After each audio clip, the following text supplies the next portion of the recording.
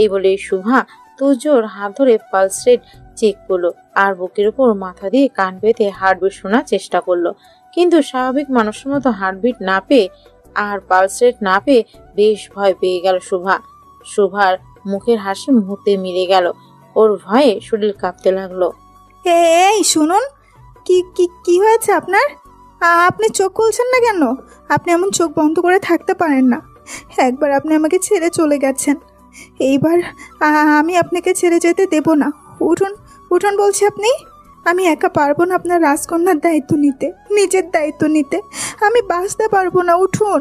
বাবা তো আমাকে ছেড়ে চলেই গেছে, আপনি যদি এখন চলে যান আমি কিভাবে থাকবো বলুন? এই বলে তুর্যর বুকে মাথা রেখে কান্না ঝরে দেয় শুভা। হুট করেই শুভা লক্ষ্য করে শুভাকে কেউ জড়িয়ে ধরেছে দুহাত দিয়ে।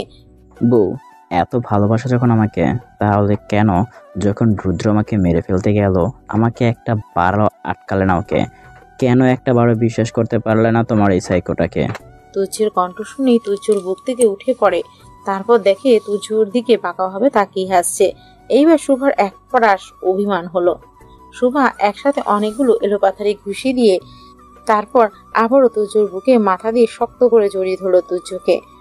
আপনি তো জানেন আমি ছোট মানুষ, কম বুঝি, ভুল তো হতেই পারে। আমি তো আর আপনার মতো কখনো ভালোবাসতে পারবো না, কিন্তু আমি আপনাকে ছাড়া বাঁচবো না। আপনার থেকে দূরে থেকেও এই 3টা বছর একটা মুহূর্তের জন্য আপনাকে ভুলতে পারিনি। শয়নে স্বপনে আমি শুধু আপনাকেই দেখেছি, বুঝেছেন? আপনি বলেছেন আমি যতদিন বাঁচবো ততদিন আপনি বাঁচবেন, আর মরলে আমাকে নিয়েই মরবেন। আমি আপনার সাথে মরতে চাই, বুঝেছেন? এই অনেকক্ষণ ধরে কিছু বলছি না, তাই বেশি বেড়ে গেছো। আমার অনুমতি ছাড়া তোমার মুখে এই বাজে কথা আমি একদম সহ্য করব না, বুঝেছ? তুর্য শুভাকে দুহাত দিয়ে জড়িয়ে রেখে বেশ রাগী কণ্ঠে বলল। সাহস হবেই তো। আপনি এখন আমাকে মোটেও বকার মুডে নেই। যদি সত্যি সত্যিই বকতেন তাহলে এমন জড়িয়ে ধরে রাখতেন না। তাই এক্ষুনি সুযোগ মনের কথা সব বলে দেওয়ার। নাক টেনে টেনে বলল শুভা। তবে রে, খুব চালাক হয়ে গেছো তাই না? আগের বোকা শোভা নেই দেখছি। আচ্ছা বকবো না, যাও এখন এখন অন্য কিছু করি, কেমন? এই বলে শুভাকে ঘুরিয়ে নিয়ে শুভার উপর শুয়ে পড়ে তুর্য। তুর্যর প্রতিটা নিঃশ্বাস শুভার উপর পড়ছে। তুর্য শুভার দুহাত চেপে ধরে শক্ত করে একদম। এই কি করছেন আপনি? দরজা কিন্তু খোলা। আর তিলক উঠে পড়লে ছি ছি। এমনি কিন্তু সকালে এক দফা কাহিনী করেছেন, ছেড়ে দেন বলছি। ছাড়বো না। তুমি আমাকে একটু আগে কতগুলো মেরেছো বুকে, সেই ব্যথা তো এখনো করছে, তাই এখন আমি শোধ তুলবো। একবার একটু মারছি তো এইভাবে শোধ তুলতেছেন। আর আপনি তো একটু দোষ করলেই ঠাস ঠুস করে থাপ্পড় দেন। তার বেলায় কি তখন কি আমি একবার শোধ তুলেছি? এই কথা বলেই শুভা আর আবার লজ্জায় পড়ে যায় আর চুপ হয়ে যায়। শুভারে, তুই যে আজকাল কিছুই মানতেছিস না, বারবার এমন হুটহাট বেফাস কথা বলে ফেলছিস। এই সাইকোটার সাথে থেকে তুইও সাইকো হয়ে যাচ্ছিস। তো শোধ তোলো, আমি সেই মোডে আছি এখন। দাঁড়াও দাঁড়াও, আমি আগে আমার শোধটা তুলে নিই, তারপর তুমি। এই বলেই আরো ঝুঁকতে লাগলো তুর্য। আর শোভা এমন দেখেই চোখ বন্ধ করে দিল। তুর্য একদম শুভার কাছাকাছি গিয়ে গালে মুখে থুতনিতে চোখে নাকে অসংখ্য চুমু খেতে থাকে। আর শোভা চোখ মুখ খিচে বন্ধ করে রাখে। তুর্য শুভার এমন চোখ মুখ খিচে বন্ধ করে রাখা দেখে একটা বাঁকা হেসে দুহাত শুভার কোমরে দেওয়ার সাথে সাথে শুভা কেঁপে ওঠে। কিন্তু শুভা যা ভেবেছিল তা না করে তুর্য আবার শুভাকে কাতকুতো দিতে শুরু করে। আর শুভা বারবার তুর্য থেকে নিজেকে ছাড়ানোর জন্য ছটফট করতে থাকে আর হাসতে থাকে। এমন সময় তিলকের ঘুম ভেঙে যায় আর তুর্য জলদি শুভার উপর থেকে উঠে পড়ে। আর শুভাও তুর্য থেকে নিজেকে ছাড়িয়ে গিয়ে তিলককে কোলে নিয়ে পড়ে। কি ব্যাপার, আমার মাম্মামটা উঠে পড়েছে, আমার মিষ্টি সোনা। এই বলে তিলকের গালে একটা কিস করে আর তিলক একটা মিষ্টি হাসি দেয়। আমার রাজকন্যাটা দেখি মিষ্টি করে হাসে। ও যদি বড় হয় সব ছেলেরা রাজকন্যার মাম্মামের মতনই ওর দিকে তাকাই থাকবে, কিন্তু রাজকন্যার বাবা তো তা হতে দেবে না। তার আগে রাজকন্যা তার বাবার মতোই একজন সাইকোটাকে রাজ করার জন্য জোগাড় করে বাচ্চাটাকে রাজকন্যাকেই বিয়ে দিয়ে দেবে। জামাই রাজকন্যাকে রেখে দিব। ভালো হবে না রাজকন্যা? কি বলো? কখনো না, আমি যে জ্বালাতন সহ্য করি তিলকের বেলায় তা জীবনেও হতে দিবই না। ইস, শখ কত! একটা সাইকো দিয়ে হয় না, আবার আরেকটা সাইকো। আর মেয়ের কেবল 2 বছর, আর উনি এক্ষুনি বিয়ের কথা বলে। এই, আপনি নিউরোলজিস্ট হলেন কেমন করে? ভালোবাসার জন্য কয়জন সাইকো হতে পারে বলো? কয়জন পারে নিজের ভালোবাসার মানুষের জন্য মরতে? আমি পারি। তুমি যদি কখনো বিষ এনে দিয়ে বলো এটা আমি খেতে বলছি, তুমি খাও, আমি হাসতে হাসতে খেয়ে নেব। এরকম কয়জনে পারে? হ্যাঁ, চুপ করুন। কেন বাজে কথা বলছেন? কেন এত কষ্ট দেন আমাকে? চোখে জল চলে আসে শুভার। এই তুর্য যখন অ্যাক্সিডেন্টে মরলো না, বিষ খেলে মরে যাবে তোমার মনে হয়? আল্লাহ তোমার সাথে আমার জুটি বেঁধে দিয়েছে। যে যত চেষ্টা করুক, এই তুর্যর থেকে তোমাকে কেউ দূরে সরাতেই পারবে না। আমার মৃত্যুর চাবিকাঠি তো তোমার হাত তেরি বউ। তুমি যেদিন একবার মন থেকে বলবা মরতে, আমি সেদিনে মরবো, তবে একা না, তোমাকে নিয়ে। চুপ করবেন আপনি একটু? এমনটা জীবনে ঘটবেও না। আমিও থাকবো, আপনিও থাকবেন, না হলে রাজকন্যাকে কে দেখবে? হ্যাঁ, আপনি সত্যি একটা সাইকো। আপনার চিকিৎসার প্রয়োজন।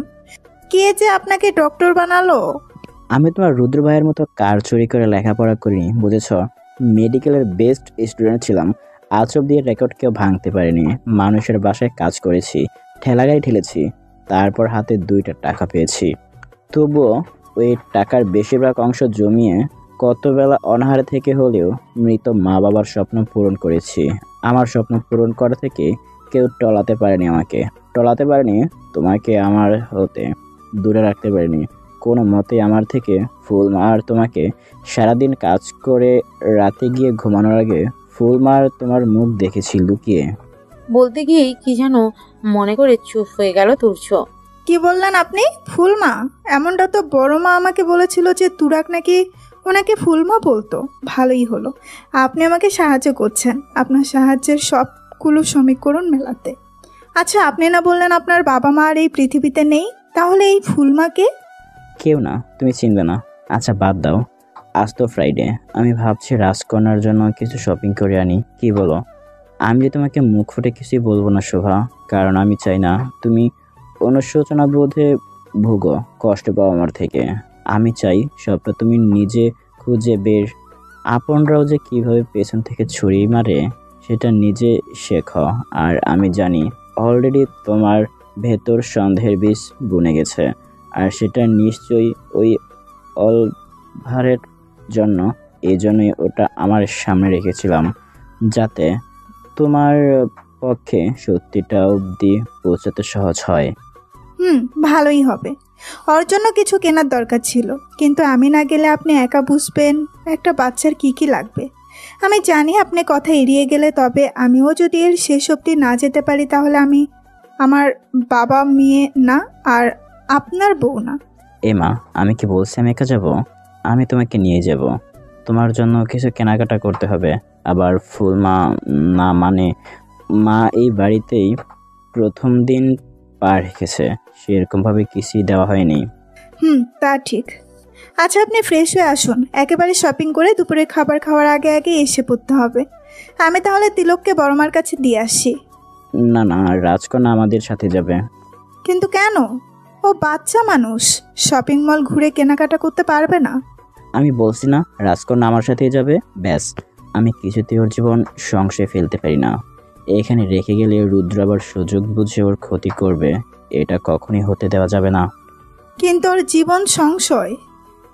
শোভা, হয়তো কথা বলো তুমি। আচ্ছা আচ্ছা, আপনি মাথা গরম করবেন না, আমি তিলককেই নিয়ে যাব, খুশি? এখন যান, গোসল করে আসুন, তারপর তো রেডি হতে হবে। ততক্ষণে আমি তিলককেও কিছু খাইয়ে রেডি করি। আচ্ছা। এই বলে তুর্য ওয়াশরুমে ঢুকে যায়, আর এদিকে শুভাও জলদি তিলককে খাবার খাইয়ে ওকে রেডি করে দেয়, তারপর নিজেও রেডি হয়ে নেয়। আজকে এই সুযোগ, সবার চোখের আড়ালে আমাকে বাইরে গিয়ে ওই ছবিটার রহস্য বের করা লাগবে। এমনি তো কোনোভাবেই উনি বাইরে বের হতে দিতেন না।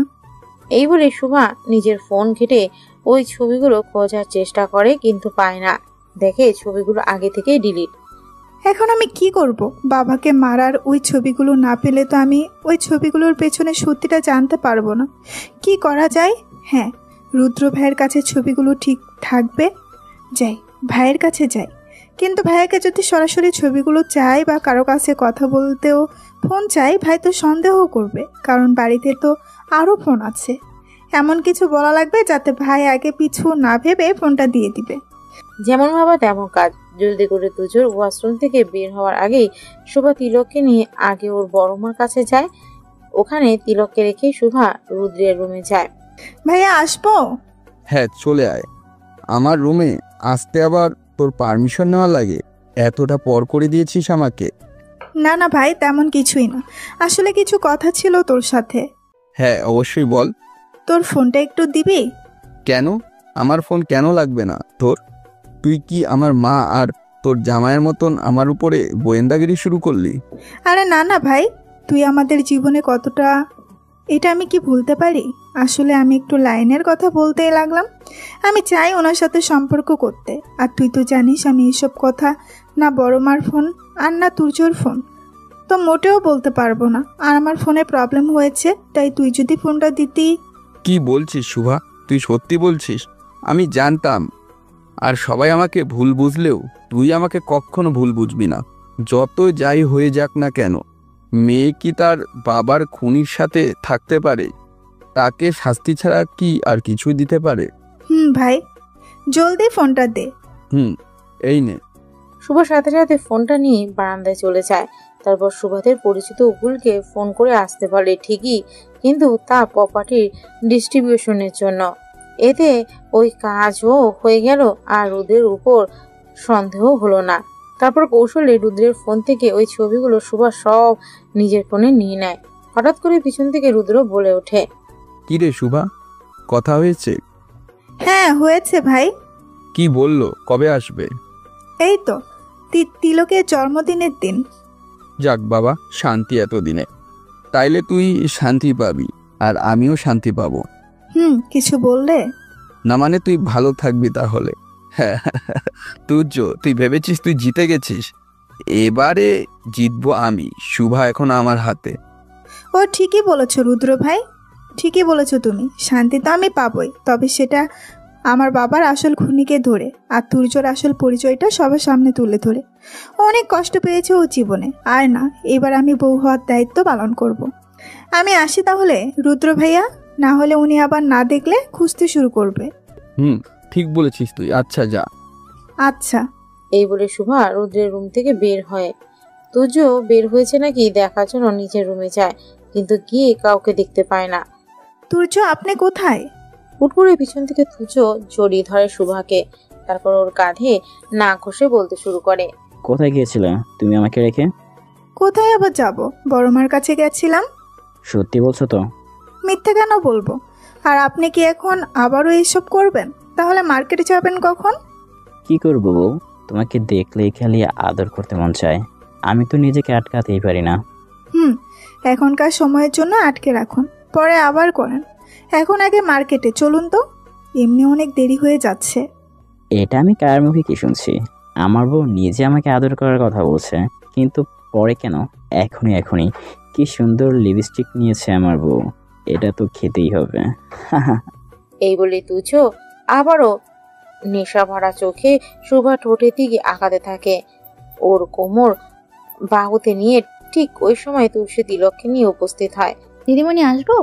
তুলসীর এমন কথায় শুভা দ্রুত নিজেকে সরিয়ে নেয় তুর্য থেকে। এই তুলসীকে কি তুমি হায়ার করেছো? সব সময় আমাদের মাঝে কাবাব মেয়ে হাড্ডি হওয়ার জন্য যখনই কাছে আসতে যায় তখনই মাঝখানে এসে বলে দিদিমণি আসবো। কোন দিন যে রেগে।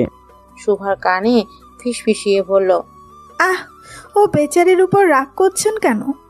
আচ্ছা, রাতে আপনি আপনার মন মতো যা করার কইরেন, খুশি? তিন সত্যি। ইয়া, এই তুলসী, তোর জন্য আজ গিফট আনবো। আয় আয় ভেতরে আয়। আসলে দিদিমণি, এই যে তিলক সোনাকে দিতে এলাম, আপনারা তো ওকে নিতে যাবেন।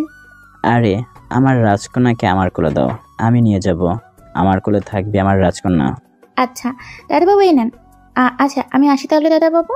এই বলে মুচকি হেসে চলে গেল তুলসী। এই তুলসীটাও খুব পাকা, আচ্ছা চলুন তো, দেরি হয়ে যাচ্ছে। যাব। আগে লিপস্টিকটা মুছো। তুমি জানো না, তুমি সেজেগুজে বাহিরে যাও, এটা একদম পছন্দ করি না। লিপস্টিকটা মুছো। উফ, আপনিও না। এই নিন, হয়েছে? লিপস্টিকটা মুছে নিয়ে বলল, একদম পারফেক্ট। হিজাবের সাথে এমনিতেও লিপস্টিক মানায় না। চলো এখন বউ। এই বলেই একদিকে তিলককে কোলে নিয়ে অন্য হাতে শুভার হাত শক্ত করে ধরে বের হয়ে গেল। তারপর গাড়িতে শুভাকে বসিয়ে শুভার কোলে তিলককে দিয়ে তুজো ড্রাইভ করতে লাগলো আর গুনগুন করে গাইতে শুরু করলো। শুভা তুজোর গান বেশ পছন্দ করে। যখন থেকে তুজোর সাথে শুভা থেকেছে তখন থেকে শুভা শুনছে। তুজো বেশ পুরনো যুগের গানগুলো পছন্দ করে আর ওর গানের গলাও যথেষ্ট ভালো। যখনই তুর্য গায় তখনই শুভা যেন কোনো স্বপ্নের দুনিয়ায় হারিয়ে যায়।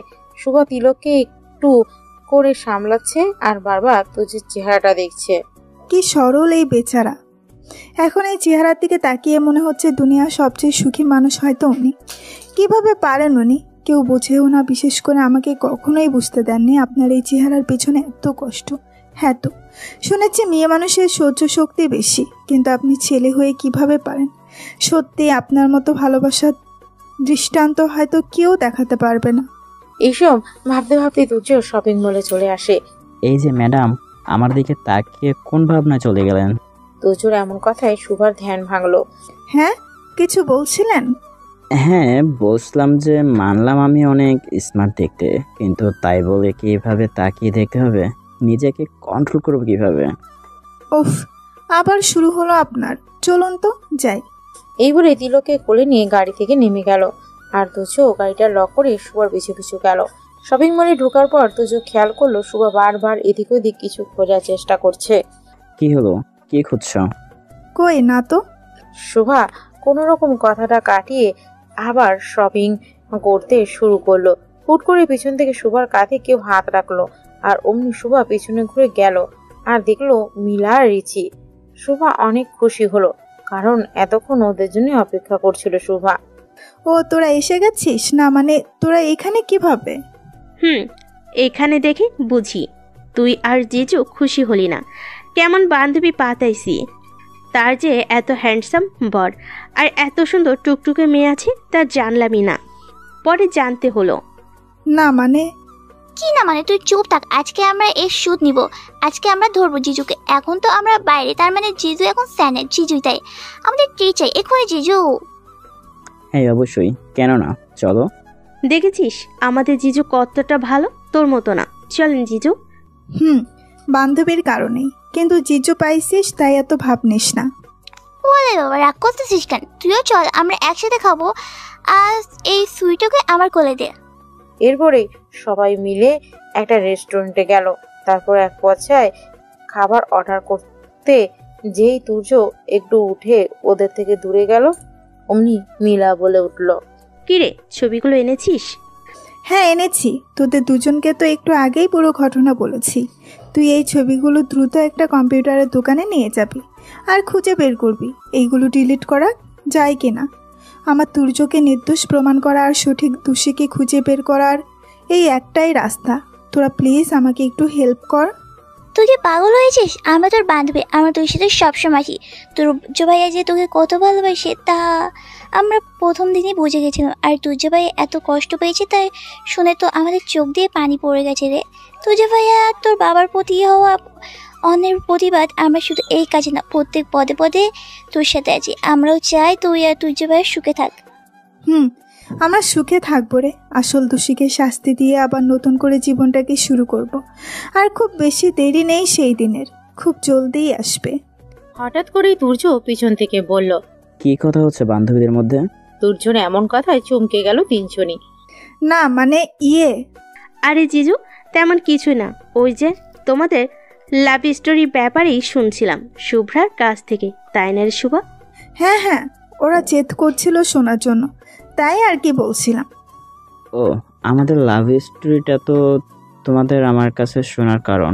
যা করেছি সব আমি করেছি, তোমার বান্ধবী কিছুই করেনি।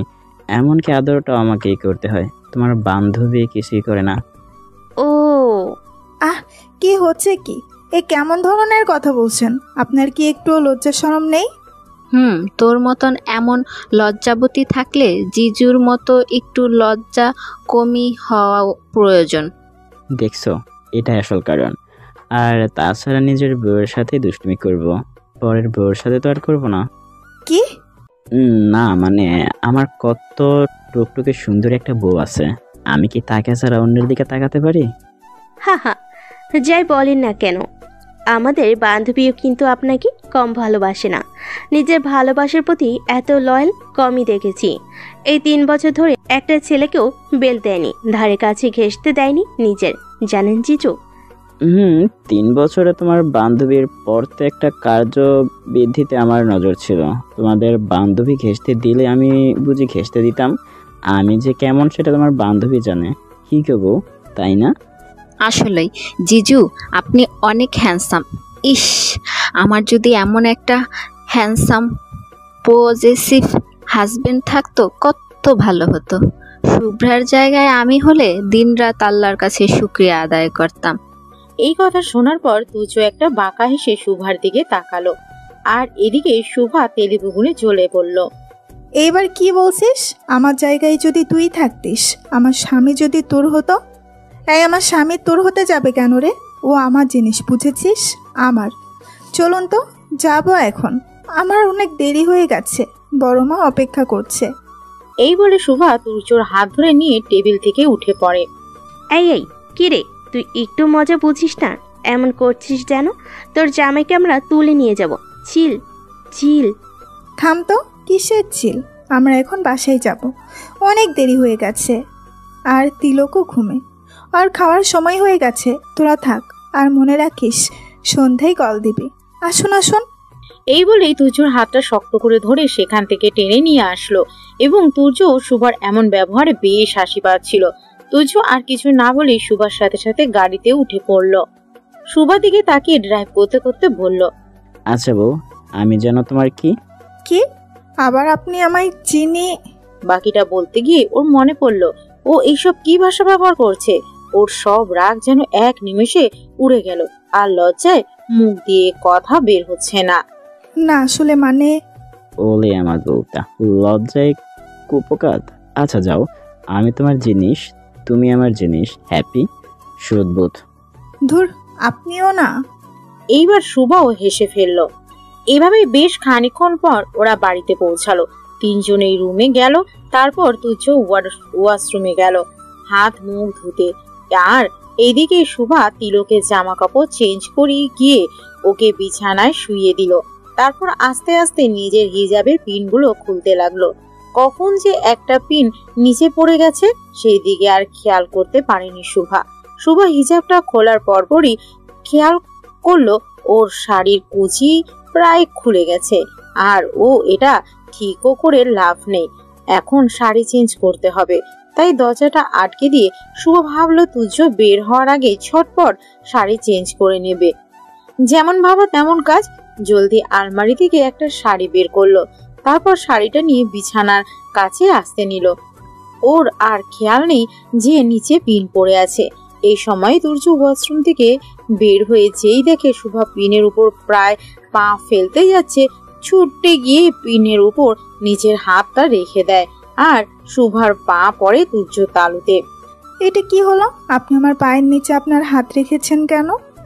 তুর্য দ্রুত উঠেই নিজের হাতটা পিছনে নিয়ে পিন সাইডে টেবিলে রেখে হাতটা মুঠো করে নিল, যাতে শুভা কিছু বুঝতে না পারে। না, আমার বউ তো রাজকুমারী, আর রাজকুমারীর তো একটু আলাদা আপ্যায়ন করতেই হয়। মজা করার আর জায়গা পাচ্ছেন না, ঠিক করে বলেন, আপনি কিছু তো একটা লুকাচ্ছেন।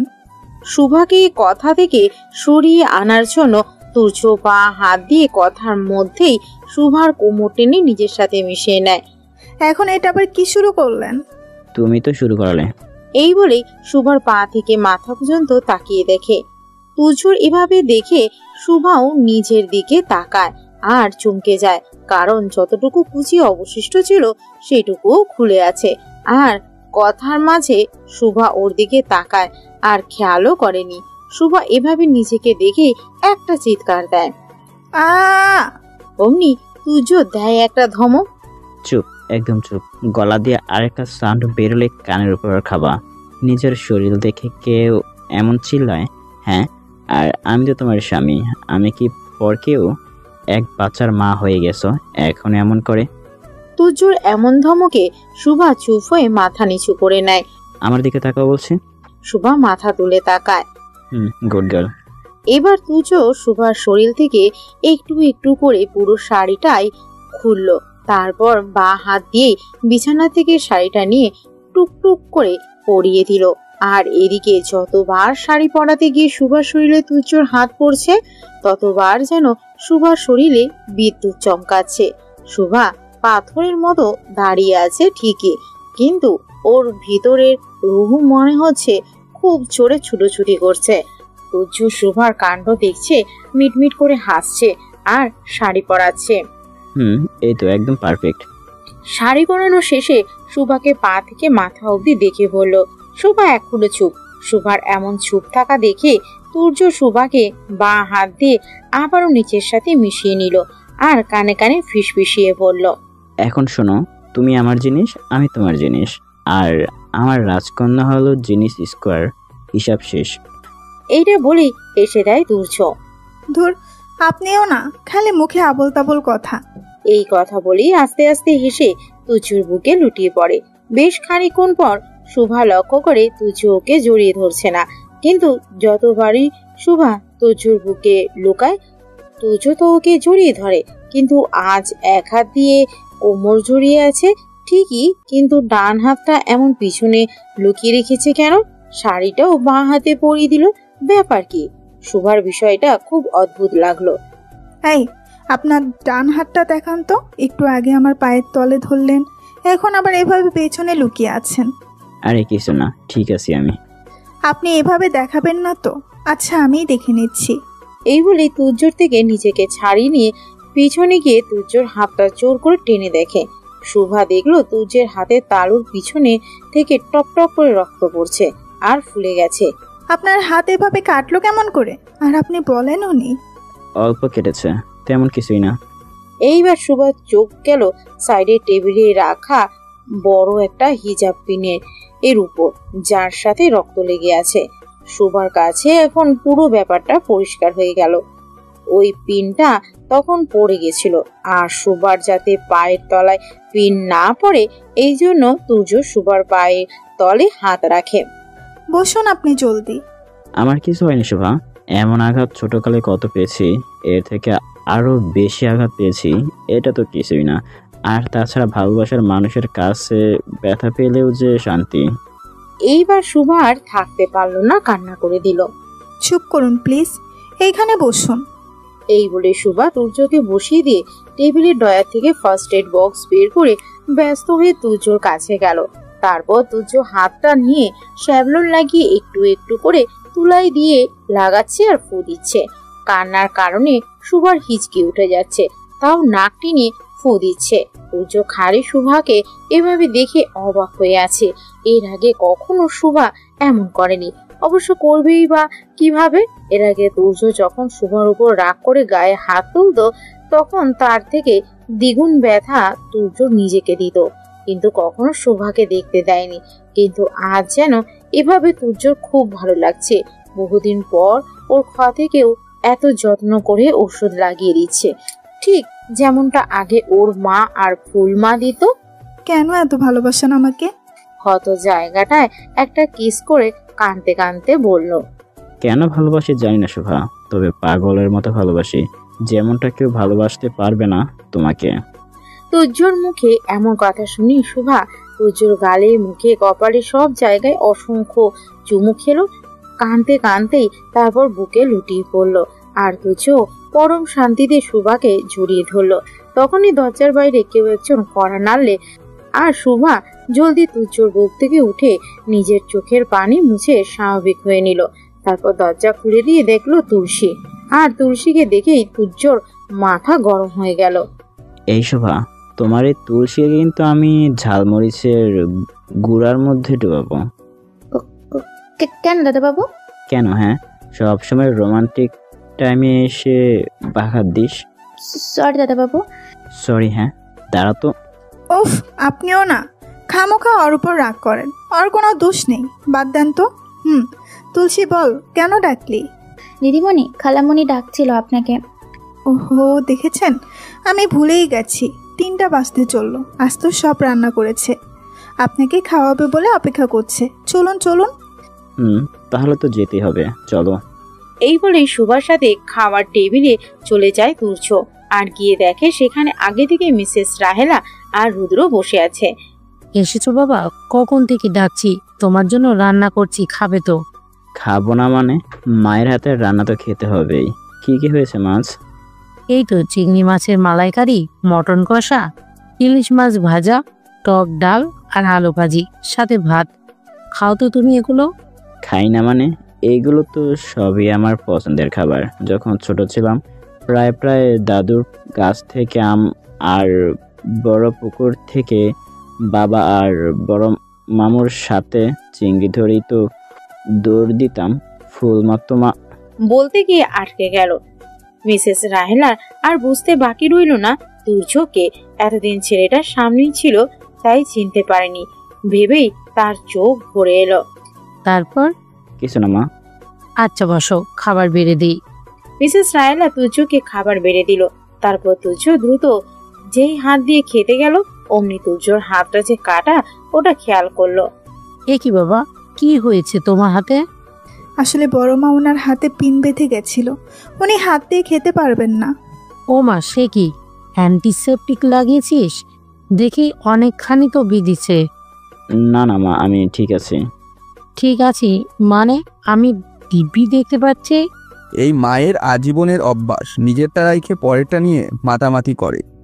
আরে বাবা, ও মরে যাক, তাতে মার কি? ছোট থেকেই ন্যাকামি করে আসছে। খাবার টেবিলে বসে মনে মনে বলল রুদ্র।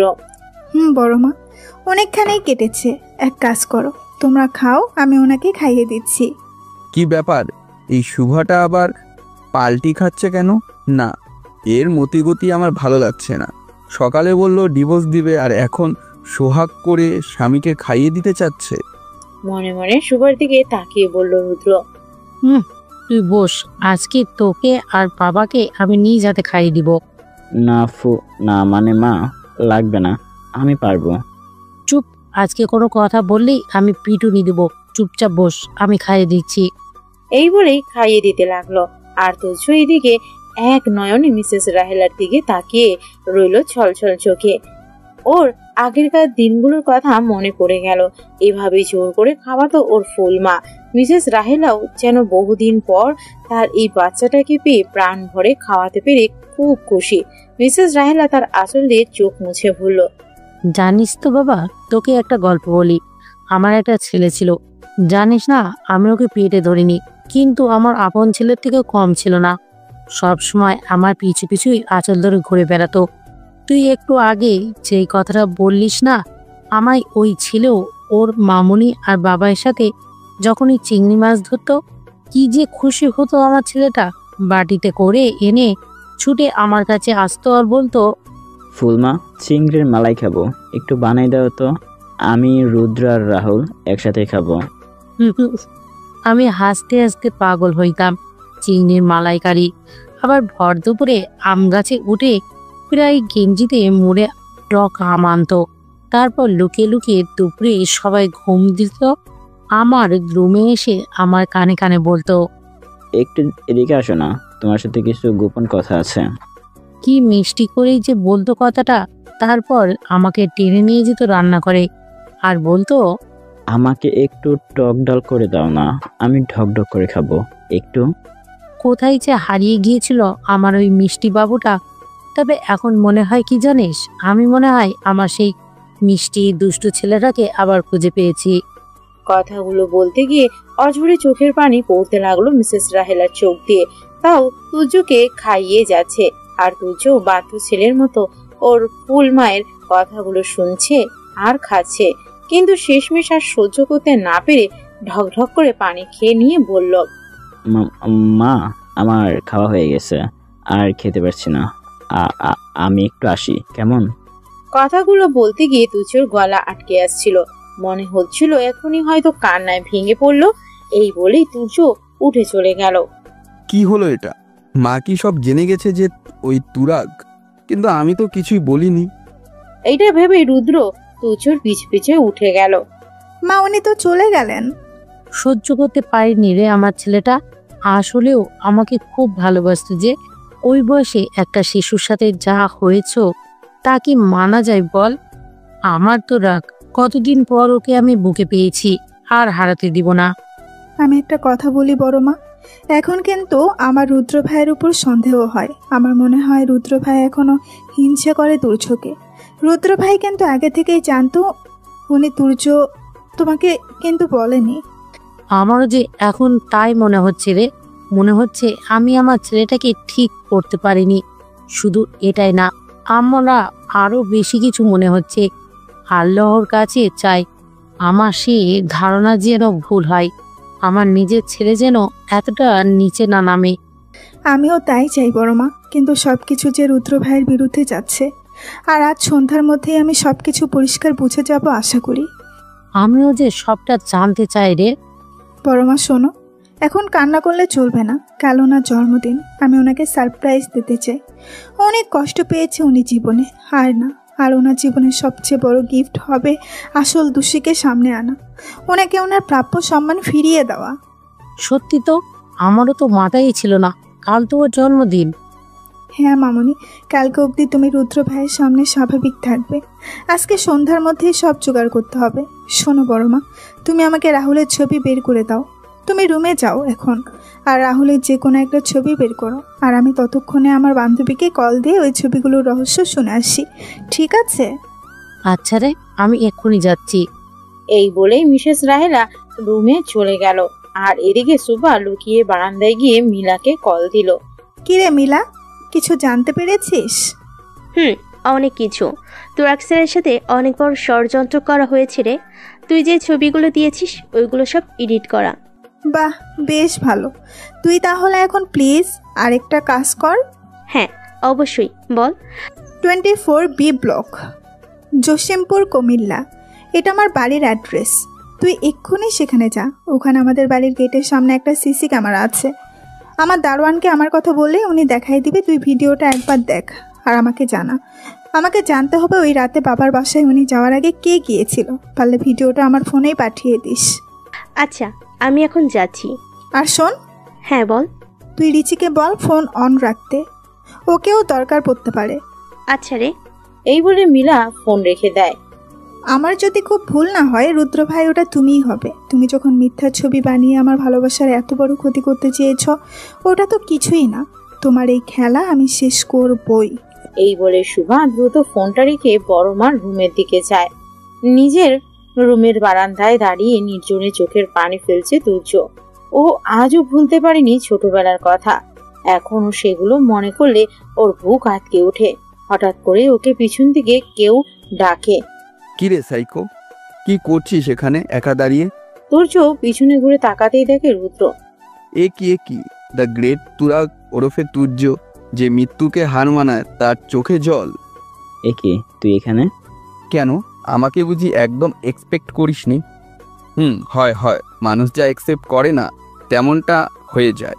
এই যেমন তুই এক্সপেক্ট করেছিস, জোর করেই হোক আর ভালোবাসায় ভুলিয়েই হোক শুভাকে ধরে রাখবি, কিন্তু সেই শুভা তোকে ডিভোর্স দিতে যাচ্ছে। রুদ্রর মুখে এমন কথা শুনে তুর্য নিজের রাগে কন্ট্রোল করতে পারল না।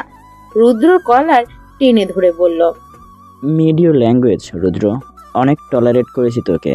ভাবিস না যে তুই শুধু ফুলমার ছেলে বলে তোর সাথে কিছু করব না।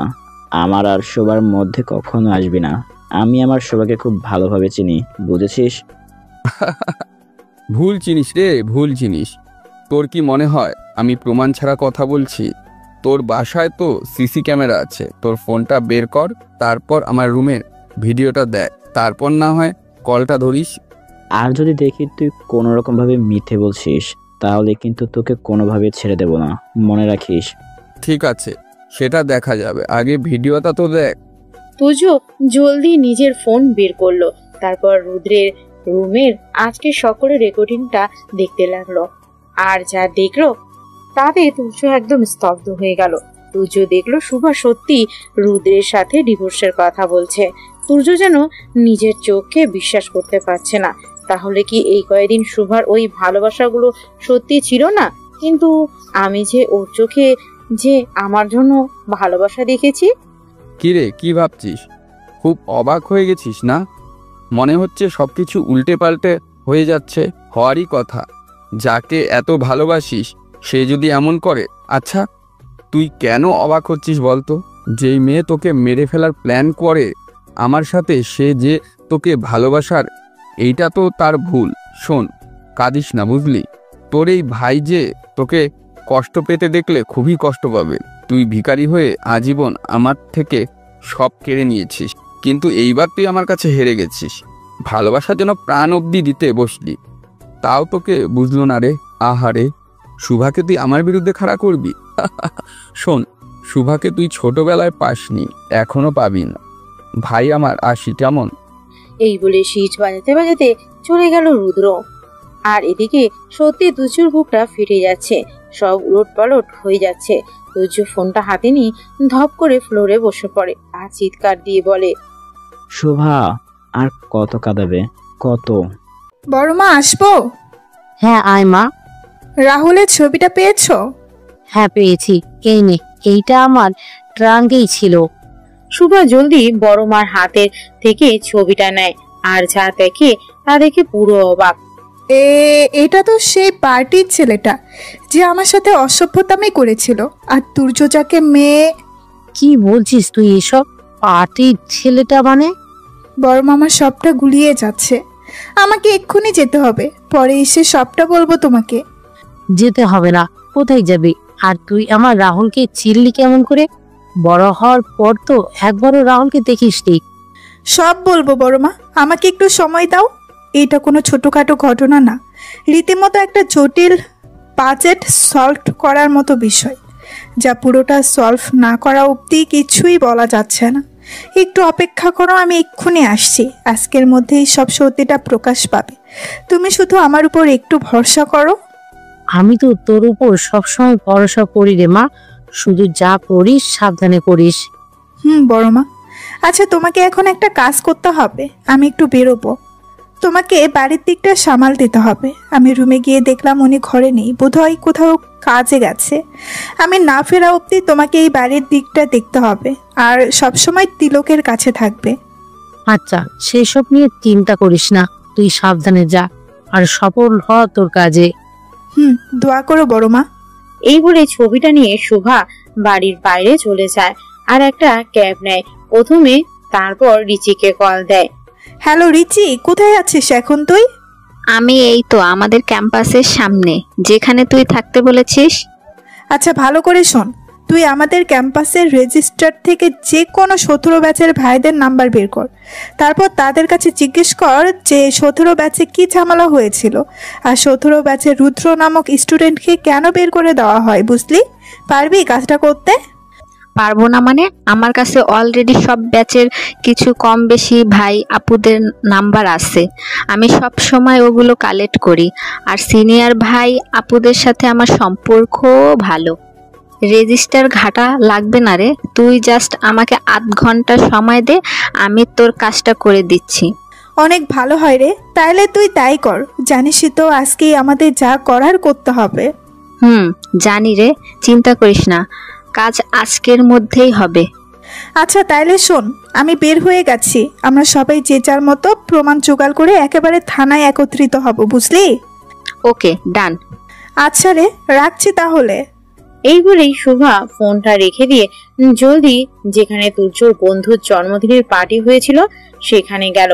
সেখানকার সবাই আগে থেকে শুভাকে চেনে তুর্য সুবাদে, তাই শুভাকে দেখার সাথে সাথে সেখানকার সিকিউরিটি গার্ড সহ সবাই শুভাকে সালাম দেয়। শুভা সোজা সেই কমিউনিটি সেন্টারের হেড অফিসে ঢুকে। আরে ম্যাডাম, আপনি তুর্য স্যারের বউ না? জি, আপনি ঠিক ধরেছেন। ভুল ধরবো কিভাবে বলুন? আপনাদের এই কমিউনিটি সেন্টারের প্রতিষ্ঠাতা, ওনার অনুদান অনেকটা। তবে ম্যাডাম, এতদিন পর এখানে কি মনে করে কোনো অনুষ্ঠানের আয়োজন করবেন নাকি? না না ভাই, কোনো রকম আয়োজন না। আসলে আজ থেকে 3 বছর আগে জানুয়ারি মাসের 20 তারিখে সন্ধ্যার দিকে একটা পার্টির আয়োজন ছিল, এখানে মনে পড়ে। হ্যাঁ, ওই দিনটা ভুলবো কিভাবে? ওই দিন তো তুর্য স্যার অনেক ক্ষেপে গিয়েছিল। একটা ছেলের ওপর। কিন্তু এত বছর আগের কথা এখন কেন জিজ্ঞেস করছেন ম্যাডাম? আসলে ওই দিনকার সিসিটিভি ফুটেজটা একটু দেখাতে পারবেন ভাই? আমার খুব প্রয়োজন। হ্যাঁ অবশ্যই, কেন না ম্যাম, কিন্তু আপনি অনেক পরিচিত বলে দেখাচ্ছি, এ কথা আপনি প্লিজ বাইরে কাউকে বলবেন না ম্যাম। না না, আপনি নিশ্চিন্তে থাকুন। ওকে ম্যাম, আমাকে একটু সময় দিন, আমি এক্ষুনি চেক করছি ম্যাম। এই তো পেয়েছি, এই তো দেখুন। শোভা গভীরভাবে ওই দিনের সিসিটিভি দেখতে লাগলো। ও দেখলো ও আর তুর্য পার্টিতে ঢোকার পর থেকেই রাহুল ওদেরকে ফলো করছিল। তারপর একটার সময় যখন শোভা শাড়িতে জুস পরে শোভা ওয়াশরুমে যায়, আর অবাকজনক ভাবে রাহুল ওর পিছু পিছু গিয়ে বাইরে থেকে ফোন বের করে কি যেন ভিডিও করছিল। শোভার আর বুঝতে বাকি রইল না রাহুল কতটা নোংরা, কি ভিডিও করেছে রাহুল। তারপর শোভা বের হওয়ার আগে লুকিয়ে পড়ে রাহুল, আর শোভা বের হয়ে চলে যায়। তার কিছুক্ষণ পরেই এক কোণে নিয়ে গিয়ে তুর্য রাহুলের কলার ধরে শাসাচ্ছে। হয়তো এই ভিডিওর কারণে তার ঠিক কিছুক্ষণ পরেই শোভা আর তুর্যর কাছে ছিল। হুট করে রাহুল এসে হ্যান্ডশেক করার নামে বাজেভাবে শোভাকে টাচ করছে, যা শোভা এড়াতে পারছে না। তারপরেই তুর্য শোভাকে চড় মেরে সেখান থেকে নিয়ে যায়। শোভা পুরো অবাক। ছি, রাহুল এত খারাপ? তার মানে রাহুলকে তুর্যর মারারও একটা কারণ আছে, আর আমি কিনা ভাবলাম তুর্য অকপটে মানুষকে মারে। ভাই আপনাকে অসংখ্য ধন্যবাদ, আপনি আমার অনেক উপকার করলেন। আরে না না ম্যাডাম, আপনাদের উপকার যে করতে পেরেছি এটাই অনেক। শোভা এক মুহূর্ত আর সেখানে থাকলো না, তাড়াতাড়ি সেখান থেকে বের হয়ে গেল আর নিজের পুরনো বাসায় অর্থাৎ ওর বাবার বাসার উদ্দেশ্যে রওনা দিল, যেখানে মিলা আগে থেকেই ওর জন্য অপেক্ষা করছে। শোভা সেখানে পৌঁছতে পৌঁছতে প্রায় 7টা বাজলো। শোভা গিয়ে দেখলো সেখানে মিলা গেটের সামনে দাঁড়িয়ে অপেক্ষা করছে। কিরে, সিসি ক্যামেরায় কিছু পেলি? পেলাম মানে? রীতিমতো অনেক কিছু। শোন, তুরাক স্যার বাসে ঢোকার আগে এখানে তুই যার ছবি পাঠিয়েছিলি, মানে তোর রুদ্র ভাই, উনি ঢুকেছিলেন ওনার সাথে, আরও একজন ছিল। তারপর তুরাক স্যার ঢোকার আগেই উনি ওখান থেকে বের হয়ে যায় আর বাইরে গার্ডেনের দিকে যেতে দেখি। গুড, তার মানে এই ব্যাপারটা ক্লিয়ার যে বাবার খুন রুদ্র ভাই করেছে। ছি, উনি এত খারাপ, নিজের আপন মামাকে মেরেছে। আমি তো ছাড়বো না তোকে রুদ্র ভাই, তুই আমার বাবাকে মেরেছিস, আমার জীবন থেকে 3টা বছর কেড়ে নিয়েছিস, আমার ভালোবাসাকে কষ্ট দিয়েছিস, আমি ছাড়বো না তোকে। ওই রুদ্র তো শাস্তি পাওয়া উচিত, কিন্তু এখন বল আমরা শাস্তিটা দেব কিভাবে? সব বলছি। আমরা এখন তুর্যদের আগের বাসায় যাব, ওইখানে রাহুলের মৃত্যুর পুরো ফুটেজ কালেক্ট করব। তারপর সোজা পুলিশ স্টেশন, ওখানে পুলিশের কাছে সমস্ত প্রমাণ সাবমিট করব। তারপর ওখান থেকে এই পুলিশ নিয়ে সোজা বাড়ির উদ্দেশ্যে রওনা দেব, বুঝেছিস? গ্রেট, তাহলে তাই করি, চল। এই বলে শোভা আর মীরা দুজনেই তুর্য আর শোভার আগে যে বাংলোতে ছিল সেখানে গেল। তারপর তুর্য রেফারেন্স নিয়ে সে ওখানকার রাহুলের মৃত্যুর পুরো ফুটেজ কালেক্ট করে। এখানেও এইরকম ভাবে দোষ রাহুলেরই। আর এই মুহূর্ত শুভা আর মীরা তাই অপেক্ষা না করে সোজা পুলিশ স্টেশনে চলে যায়। তারপর শুভা, মীরা আর রিচি তিনজনে নিজেদের কালেক্ট করা প্রুফগুলো পুলিশকে দেখায় আর একটা এফআইআর করে। শুভা, বাইরের কাজ তো সব শেষ, এখন যা করার বাসায়। আর রাতও ভালোই হলো, এক কাজ কর, তোকে আমরা বাড়ি পৌঁছে দিই, আমরা বাসে চলে যাই। কালকে আবার দরকার পড়লে কল দিস। এখন তো যা করার বাসেই করতে হবে, বাসায় মা চিন্তা করবে। আচ্ছা, আমি তো খেয়ালই করিনি, অনেক রাত হয়ে গেছে, তোরা যা। আর কি বলছিস? হ্যাঁ, দরকার পড়লে কল দিস, মানে কাল তোদের অবশ্যই আসতে হবে। বিপদের সময় পাশে থেকেছিস, আর এখন আনন্দের সময় থাকবি না? সুন্দর মতো কাল বাসায় থাকবি দুইজন, না হলে কিন্তু দুজনেরই খবর আছে, বুঝলি? ওরে বাবারে, তুই তো দেখি রীতিমতো থ্রেট দিচ্ছিস। থ্রেট মনে করলে থ্রেট। আমি কিচ্ছু বুঝি না, আমাদের এই আনন্দের দিনে তোরা থাকবি ব্যাস। আচ্ছা আচ্ছা, থাকবো। আমরা না থাকলে হয়? আমাদের একমাত্র জিজু বলে কথা, তার আবার জন্মদিন, আমরা তার অর্ধেক খরণী, আর সব কিছুই তো আমাদের করতে হবে। আবার শুরু করলি? আচ্ছা আচ্ছা, চেতিস না, তোর জিনিস তোরই থাকবো। এই বলে মীরা আর রিচি হেসে দিল, আর ওদের দেখে শুভাও হেসে দিল। আচ্ছা শোন, অনেক হাসাহাসি হয়েছে, তোরা এখন বাসায় যা। সকাল সকাল আবার আসতে হবে, আর আমিও বাসায় যাই। একটু পরেই তো পুলিশরাও এসে পড়বে, তার আগেই তো বাসায় যেতে হবে। তিলকটাও একা আছে, না জানি কান্নাকাটি করছে নাকি। আর সব থেকে বড় কথা, ওনার অনুমতি ছাড়া এতক্ষণ বাহিরে আছি, উনি তো খেয়েই ফেলবে। কি? তোকে খেয়ে ফেলবে? রিজি চোখ বাঁকিয়ে শুভার দিকে তাকালো। এই, তোরা আসলেই শয়তান। যা তো, আমি গেলাম, তোরাও যা। ক্যাবে ওঠ। আর 1 মিনিটও শুভা দাঁড়ালো না, লজ্জায় সোজা ক্যাবে উঠে গেল আর বাসার উদ্দেশ্যে গাড়িতে উঠে গেল। সব রহস্য এখন সমাধান হয়ে গেছে, সবকিছু পরিষ্কার, আর কোনো দ্বিধার অবকাশ নেই। আমি আসছি তুর্য, আসল দোষী এখন শাস্তি পাবে। আর আমিও আমার ভালোবাসাকে জানাবো যে হ্যাঁ, যেই মেয়েটাকে আপনি ছোট থেকে পাগলের মতো ভালোবাসে আসছেন, সেই মেয়েটাও যে আপনাকে আপনার মতো না হলেও শুধু যে আপনাকেই ভালোবেসে এসেছে।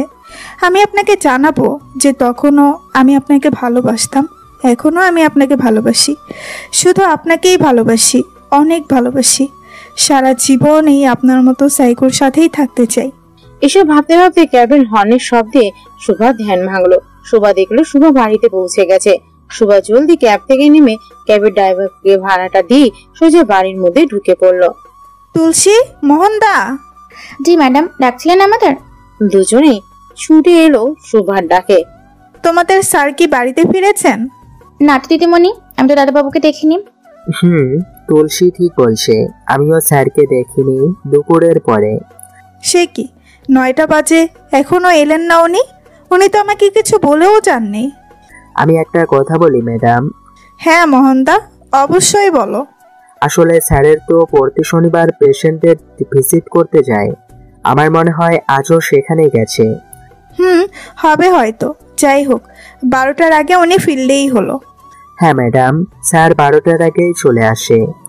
আচ্ছা, তোমরা কি সবাই জানো কাল তোমাদের স্যারের জন্মদিন? কই না তো, স্যার তো এই বিষয়ে কোনো কথাই বলেনি। আমরা ঠিক করেছি কালই একটু জাঁকজমক করে আয়োজন করব। শুনে রাখো মোহন, কাল কাক ভোরেই কিন্তু বাজারে যেতে হবে, আর অর্ধেক কাজ আর রাতেই করতে হবে। কেক বানাতে হবে, আরো অনেক কিছু। আমি একদম ওনাকে চমকে দিব। এই ব্যাপারে তুলসী আমাকে সাহায্য করবি। আচ্ছা ম্যাডাম, কোনো সমস্যা নেই। দাদাবাবুর জন্মদিন অনেক ভালো করেই পালন করা হবে।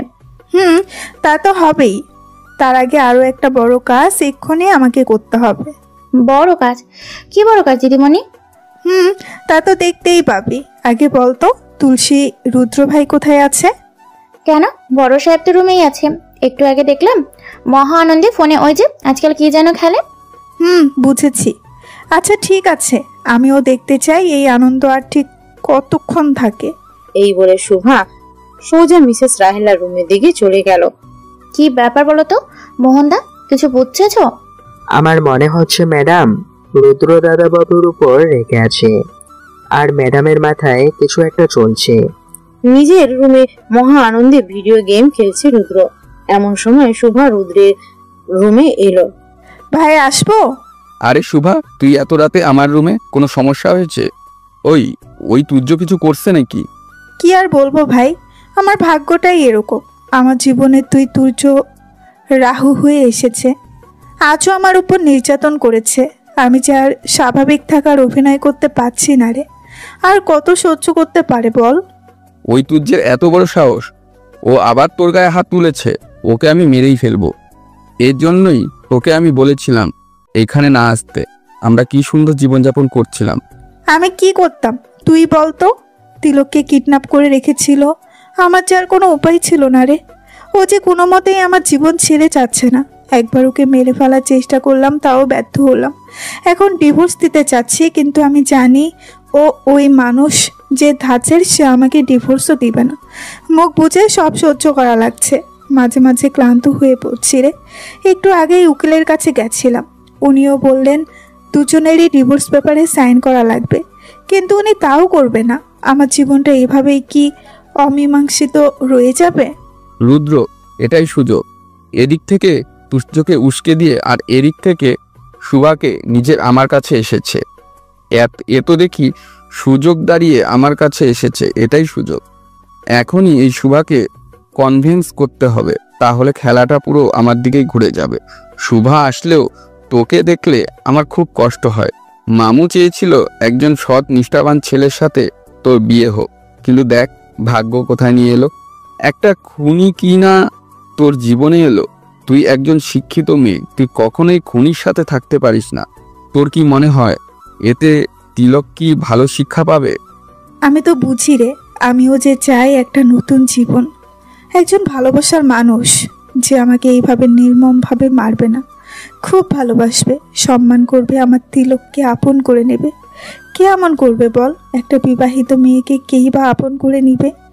জানিস তো, আজ বড় মা বলেছিল ও নাকি আমার কোন সৎ ফুপির ছেলে, পূর্ব পরিচিত, আর প্রথম থেকেই আমার পিছনে পড়ে আছে।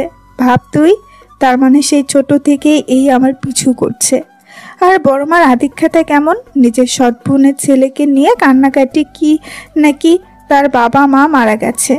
আমি তো বলবো বেশ হয়েছে, এটার কারণে অন্তত আমাদের জীবন থেকে ততদিন দূরে তো ছিল। আমি তো বলবো ওনার বাবা মার সাথে উনিও যদি চলে যেতেন, অন্তত আমি জীবনের শান্তিতে থাকতাম। শুধু তুই না রে শুভা, আমরাও বেশ শান্তি পেতাম। বিশেষ করে আমি, ছোট থেকে আমাকে জ্বালিয়ে আসছে, আর আমার মা নিজেও ওই সৎ বোনের ছেলেটাকে নিয়ে চাটাচাটি করে। যার আগ উঠে না রে আমার। শোন, তুই যখন সব জেনেছিসই, আমি তোর কাছে কিছু লুকাবো না। আমি তোকে সেই ছোট থেকে ভালোবাসি, জানিস তো। কিন্তু ওই তুর্য তোর সম্পত্তি হাতানোর জন্য তোর পিছু আঠার মতন লেগে থাকতো। আর আমার ওই সৎ খালামণি আর খালু সবসময় আমাদের জীবনের সবকিছু ভাগ বসেছে। আর ওই তুর্য একটা সময় রাগে আর থাকতে না পেরে নিজের হাতে খুন করেছে ওই দুটোকে। ওদের জন্য আমার মা সবকিছু থেকে বঞ্চিত হতে হয়। কেন হবে তা বলতো? কি বলছিস তুই? আমাকে ভালোবাসিস? আমার আর বড় মার জন্য তুই এত বড় কাজ করেছিস? নিজের পরোয়া না করে তুই এত ভালোবাসিস আমাকে?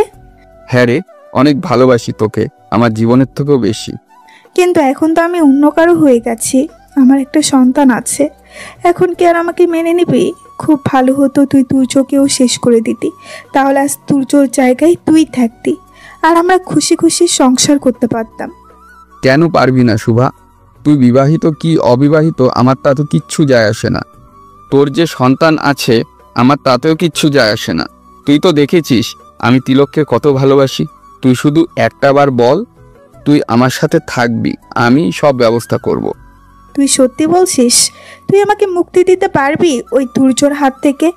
আমি সত্যি এবার তোর সাথে সংসার করে নতুন করে আমার জীবনটা শুরু করতে চাই, কিন্তু সেটা কিভাবে?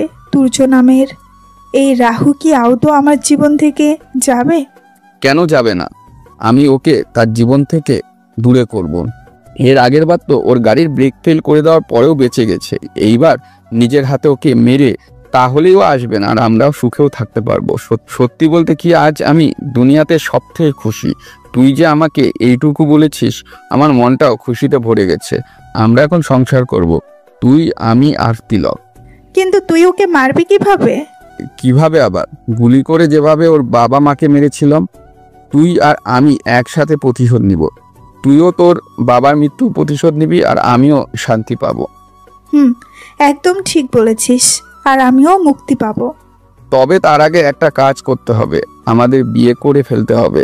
আমাদেরকে একসাথে জোড়ায় দেখলে তুই যে আগেই ভেঙে পড়বে, দুর্বল হয়ে পড়বে। তাহলে ওকে মারাটা সহজ হবে, বুঝলি? ঠিক বলেছিস। তাহলে আর দেরি কিসের? চল বিয়ে করে ফেলি এক্ষুনি। এখনই? এখনো রাত 9টা, এখনো কাজী অফিস খোলা থাকবে না। আরে খোলা না থাকলেও জোর করে খোলাবো। আমার আর তর সইছে না, আমি মুক্তি চাই, আর এই অত্যাচার সহ্য হয় না। কাল নাকি ওই তুর্যর জন্মদিন, আমি ওকে ওর ওই জন্মদিনেই মৃত্যু উপহার দিতে চাই। ও বুঝবে একটা মানুষকে অত্যাচার করলে কত কষ্ট হয়। সত্যি বলছিস? তুই এখনই বিয়ে করবি? হ্যাঁ বাবা, এখনই চলো তো। এই বলে শুভা রুদ্রের হাত ধরে টেনে হল রুমে নিয়ে গেল, আর রুদ্র খুশি খুশি শুভার পিছে পিছে গেল। রুমে গিয়ে দেখলো সেখানে ঘুটঘুটে অন্ধকার। কিরে শুভা, এখানে তো অন্ধকার কেন? কি জানি, দাঁড়া আমি লাইট অন করছি। এই বলে শুভা রুদ্রের হাতটা ছেড়ে দিয়ে রুমের লাইট অন করে, যেই সেই রুদ্র চমকে উঠে ওর আশেপাশে তাকিয়ে দেখে ও যেন মোটেও কল্পনা করেনি সেখানে উপস্থিত মানুষদের। হলরুমে লাইট অন হতেই রুদ্র ভীষণ রকম চমকে গেল। তার চারপাশে লোকজনকে দেখে রুদ্র দেখলো তার চারপাশে পুলিশ ফোর্স, এছাড়াও রুদ্রের মা, এমনকি বাড়ির সব সার্ভেন্টরাও ওর দিকে তাকিয়ে আছে। রুদ্র ঠিক ডান পাশে দাঁড়িয়ে মুচকি হাসছে শুভা।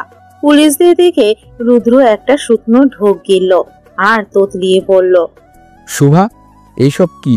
ওনারা এখানে কেন? কি হচ্ছে সব?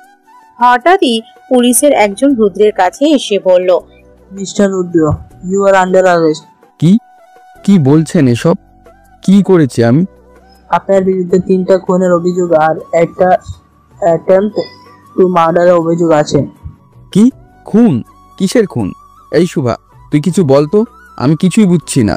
কিছুই বুঝছিস না তাই না রে রুদ্র ভাই? নাকি বুঝতে চাইছিস না? মানে? আমার মনে হয় তোর স্মৃতিশক্তি খুব দুর্বল। আচ্ছা, আমি তোকে সাহায্য করছি, পুরো ঘটনাটা আবার তোকে মনে করিয়ে দিচ্ছি, কেমন? ভালো করে কান খুলে শোন। তোর এই মানুষ হত্যার খেলা শুরু হয়েছে সেই 9 বছরের সময় থেকে। তুই বরাবরই খুবই হিংসাত্মক মানসিকতার ছিলি। তুই কখনোই চাইতি না তোর জিনিসে কেউ হাত লাগাক। তোর জীবনের সব থেকে বড় শত্রু ছিল তুর্য আর ওর পরিবার। তুই কোনোদিন ওদের আপন ভাবতে পারিসনি। সবসময় মাথায় ঢুকিয়ে নিয়েছিস ওরা সৎ। তোর মায়ের সৎ বোন হওয়ার সত্ত্বেও তার পরিবার এত আদরে থাকবে কেন?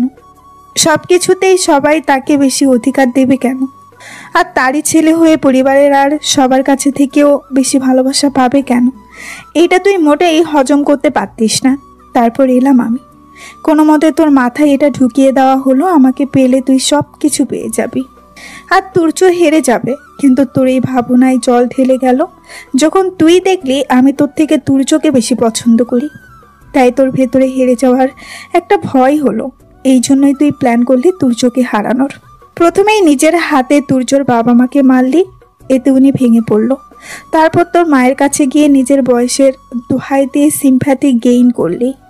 আর বড় মাও ভাবলো তুই হয়তো ভালো হয়ে যাবি, কিন্তু না, তোর এটা করেও শান্তি হলো না। তুই আর তোর বাবা মিলে তুর্যর উপর অকথ্য নির্যাতন করলি। আর একদিন যখন জানলি আমার বাবা চায় তুর্যর সাথে আমার বিয়ে হোক, তুর্যর সব সম্পত্তির মালিক হোক, তখন তুই আর ফুপা মিলে ওই ছোট্ট তুর্যকেও মারার প্ল্যান করলি। কিন্তু বাবা সেটাও জেনে গেল আর দাদুর বাড়ি থেকে তুর্যকে দূরে রেখে আসলো। আর বাবাও আমাকে নিয়ে অন্য কোথাও চলে গেল। তুই তো মহা খুশি হয়ে গেলি। এখন পুরো রাজত্ব তোর আর তোর ছোট ভাইয়ের। কি ঠিক বলছি তো? কি হলো, চুপ করে আছিস যে? আচ্ছা, তারপরের ঘটনা শুরু করি আবার। এরপরও আরো অনেক মহৎ কাজ করেছিস তুই আর তোর ভাই। রাজত্ব পেয়েছিলি ঠিকই, তা খুব বেশি দিন টিকিয়ে রাখতে পারিসনি ফুপার কারণে। তবুও বড় মা কষ্ট করে তোকে মেডিকেল কলেজে ভর্তি করেছে। কিন্তু মেডিকেল কলেজে ভর্তি হওয়ার পরপরই তোর সামনে আবার আসে তুর্য। উনিও ওখানকার স্টুডেন্ট। তোর মধ্যে আবারও প্রতিযোগিতা শুরু হলো। কিন্তু যথারীতি এখানেও উনি লেখাপড়া, রেজাল্ট, খেলাধুলা সহ যাবতীয় কলেজের সব কারিকুলার অ্যাক্টিভিটিস তোর থেকে এগিয়ে থাকলো, যা তোর কোনো মতেই পছন্দ হলো না। রাস্তায় থেকে বড় হয়েও উনি কিভাবে তোর সাথে টক্কর দিয়ে যাচ্ছে, সামনে তা তোর ভাবনারও বাহিরে। স্বাভাবিকভাবেই মেয়েদের অ্যাটেনশন ওনার দিকে ছিল। আচ্ছা, তোর নিশ্চয়ই রিদিতার কথা মনে আছে? এই নামটা শুনে চমকে গেল রুদ্র। রিদিতা? তুই কিভাবে জানলি নামটা? তুই এটা কিভাবে ভুলে যাচ্ছিস যে তুই আমার মেডিকেল কলেজেই পড়েছিস? তাই এগুলো জানা আমার পক্ষে কঠিন না। যাই হোক, মূল গল্পে আসি আবার। রিদিতা তোর আর তুর্যের ক্লাসমেট। ভীষণ পছন্দ করতি ওকে, ভালোবাসতি বলতে পারবো না, কারণ ভালোবাসলে এমন কেউ করতে পারে না, তাই পছন্দই বললাম। তুই বারবার ওর অ্যাটেনশন গেইন করার চেষ্টা করতিস, কিন্তু রিদিতা পছন্দ করতো তুর্যকে। তুই যখন তাকে প্রপোজ করলি, সে যথারীতি রিজেক্ট করলো আর বললো তুর্যকে ভালোবাসা, বাস এটাই তোর সহ্য হলো না। অথচ তুর্য কিন্তু এসবের কিছুই জানতো না। কিন্তু এখানেও তুই তুর্যকে দোষারোপ করলি, এতেও শান্তি হলো না তোর। তুই জোর করে ভরা কলেজে সুযোগ বুঝে ওই মেয়েটাকে রেপ করার চেষ্টা করলি আর হাতে নাতে ধরা খেলি। ওই দিন উনি তোকে ভরা কলেজে মেরেছিল আর কলেজ কর্তৃপক্ষ তোকে বের করে দিয়েছিল। এতে তোর প্রচন্ড অপমান বোধ হলো। তুই মনে মনে ঠিক করলি এবার থেকে তুই তুর্যর পেছনে উঠে পড়ে লাগবে, কিন্তু তুই সেই সুযোগ খুঁজে পাচ্ছিলি না, কারণ ততদিনে তুর্যর বেশ ক্ষমতা হয়ে ওঠে। এরপর তোর কাছে আসে দুঃসংবাদ যে তোর শেষ খেলার গুটি অর্থাৎ আমাকে তুর্য বিয়ে করেছে। তুর্য আমাকে পাগলের মতো ভালোবাসে। তুই তো আমার কথা ভুলেই গেছিলি নিজের রাজত্ব পেয়ে। তোর হিংসায় এতটাই মেতেছিলি যে তোর সো কোল্ড ভালোবাসা কোথায় আছে, কেমন আছে, এসব তো মাথায় ছিল না। কিন্তু তুর্য অনেক দূরে গিয়েও আমার থেকে দূরে ছিলেন না। সব সময় তার ভালোবাসাকে নজরে রেখেছে, সব বিপদ আপদ থেকে রক্ষা করেছে। যাই হোক, তুর্য যখনই আমাকে বিয়ে করলো তখনই তোর হৃদিতাকে ছেড়ে আমার প্রতি ভালোবাসা উঠলে পড়লো। কিন্তু তুর্য কেমন তুই জানতেই ভালো করে, ও আমাকে একবার নিজের কাছে পেয়েছে। পৃথিবীর আর কোনো শক্তি ওর থেকে আর আলাদা করতে পারবে না। তাই তুই তেলে বেগুনে চলে থাকলি। একসময় ভাবলে আমাকে নিজের কাছে না পেলেও তুই আমার কোনো ক্ষতি করতে পারলে তুর্যও কষ্ট পাবে, কারণ তুর্যর প্রাণ আমি। তাই তুই তোর ভাই রাহুলকে লেলিয়ে দিলি একটা নোংরা খেলা। আর ছোট থেকে তোর ভাইও তুই ট্রেনিং পেয়ে তোর মতোই দুশ্চরিত্রে পরিণত হয়ে উঠেছিল।